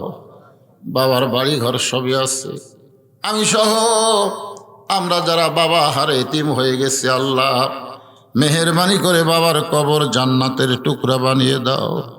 আমাদের দাদা দাদি, নানা নানি, আত্মীয় স্বজন, শ্বশুর শাশুড়ি যাদের কবরে গেছে আল্লাহ, কবরবাসীদের তুমি মাফ করে দাও। মাবুদ, কষ্ট করে মেহনত করে তোমার মসজিদের খাতিরে যারা জান্নাতের বাগান লাগাইছে আল্লাহ, তাদের সকলকেই তুমি জান্নাতে কবুল করো। নতুন চয়া জামে মসজিদকে কিয়ামত পর্যন্ত কবুল করে নাও। এই মসজিদের জায়গা থেকে শুরু করে টাকা পয়সা দিয়া মসজিদ যারা গড়ায় দিচ্ছে আল্লাহ, তাদের সকলকে জান্নাতে একটা ঘর বরাদ্দ দিও মাবুদ। আজকে নগদে বাকিতে যারা দান করেছে সকলের দানকে কবুল করো। আমার মা বোনদের দানকে কবুল করো। আবেদা সালিয়া পর্দানেশি কবুল করে মা ফাতেমার চরিত্র দান করো। আমি অসুস্থ আল্লাহ, আমার মতো অসুস্থ হয়ে যারা হাত তুলেছে আল্লাহ, সবাইকে সুস্থতার নিয়ামত দান করো আল্লাহ। মসজিদ কমিটির সভাপতি, সহসভাপতি, সেক্রেটারি, ক্যাশিয়ার, সদস্য, মুসল্লি, মসজিদের ইমাম, খতিব, মসজিদের মুয়াজ্জিন সহ মসজিদে হিতাকাঙ্ক্ষী যারা সকলকেই তুমি জান্নাতি কবুল করো। অনেকে আমার কাছে দোয়া চেয়েছে, যে বাড়িতে আছি কিছু সময়ের জন্যে, প্রথম ওয়াজ শুনেছে এডওয়ার্ড কলেজে, বারবার আল্লাহ সেই কথা মনে করে দিবে। দোয়া করি তার জন্য, তার সন্তানের জন্যে, তার বাপ মা দুইজনই দুনিয়া থেকে চলে গেছে, সকলের জন্যে আল্লাহ আজকের মাহফিলের সম্মানিত সভাপতি হাফেজ সাহেবকে আল্লাহ তুমি কবুল করো, সুদীজনকে কবুল করো আল্লাহ। মাহফিল করার ব্যাপারে যারা সর্বাত্মক সহযোগিতা করেছে, প্রশাসনের পক্ষ থেকে আল্লাহ, এলাকার নেতাদের পক্ষ থেকে সকলকে তুমি মাফ করে দাও। অশান্ত বাংলাদেশ আমরা চাই না আল্লাহ। যে দেশের জন্য 30 লক্ষ মানুষ জীবন দিয়েছে, সেই দেশটা কারো নজর পড়ুক, এটা আমরা চাই না আল্লাহ। আমরা দেশের সমস্ত ফিতনা ফাসাদ থেকে আল্লাহ আমাদের সার্বভৌমত্বকে হেফাজত করো আল্লাহ। মিলেমিশে মহব্বতে আমরা থাকতে চাই আল্লাহ, সেই তৌফিক আমাদেরকে দান করে দাও। দ্রব্যমূল্য আকাশগতি ঊর্ধ্বগতিকে নিম্নগতি করে দাও আল্লাহ। রহমত বরকতের দরজা খুলে দাও। একটা মিনিট আমরা যেতে পারিনি, চোখের পারিনি, অন্তত বলতে পারবো আল্লাহ, বাইতুল মুকাদ্দাসকে তুমি হেফাজত করো আল্লাহ। ফিলিস্তিনের এত লাশ, কবর দেওয়া যাচ্ছে না। সেদিন দেখলাম একটা ছোট বাচ্চার লাশকে কুকুর টেনে নিয়ে যাচ্ছে। আল্লাহ, আব্রাহা বাদশাহ বাইতুল্লাহ ধ্বংস করতে এসেছিল, তুমি আবাবিল পাখি দিয়ে আল্লাহ তুমি বাইতুল্লাহ হেফাজত করেছো। বাইতুল মুকাদ্দাস তো তোমারই ঘর আল্লাহ। এত রক্ত গেল, জীবন গেল আল্লাহ, আমরা তোমার দিকে তাকায় আছি আল্লাহ। তোমার কুদরতি শক্তি দিয়ে ইহুদি এদেরকে দুনিয়া থেকে ধ্বংস করে দাও আল্লাহ। তুমি কোরআনে বলেছো তাব্বাত ইয়াদা আবি লাহাবি ওয়া তাব্বা, তুমি ধ্বংস চেয়েছো আল্লাহ, আমরাও চাই আল্লাহ ইহুদিদের তুমি ধ্বংস করে দাও আল্লাহ, যারা তোমার ঘরকে নাফাক করতেছে আল্লাহ। আল্লাহ তুমি ফিলিস্তিনের মুসলমানকে শহীদ হিসাবে কবুল করো আল্লাহ। গোটা বিশ্বের মুসলমান ফিলিস্তিনের পক্ষে আমরা দোয়া করি আল্লাহ, আমাদের দোয়াটাকে তুমি কবুল করে নাও। সুবহান রাব্বিকা রাব্বিল ইজ্জাতি আম্মা ইয়াসিফুন ওয়া সালামুন আলাল মুরসালিন আলহামদুলিল্লাহি রাব্বিল আলামিন। ওয়াজাল আখিরাতি কালিমাতুনা ইনদাল মাউতি লা ইলাহা ইল্লাল্লাহু মুহাম্মাদুর রাসূলুল্লাহ সাল্লাল্লাহু আলাইহি সাল্লাম। আসসালামু আলাইকুম ওয়া রাহমাতুল্লাহি ওয়া বারাকাতুহু। যারা বই নেবেন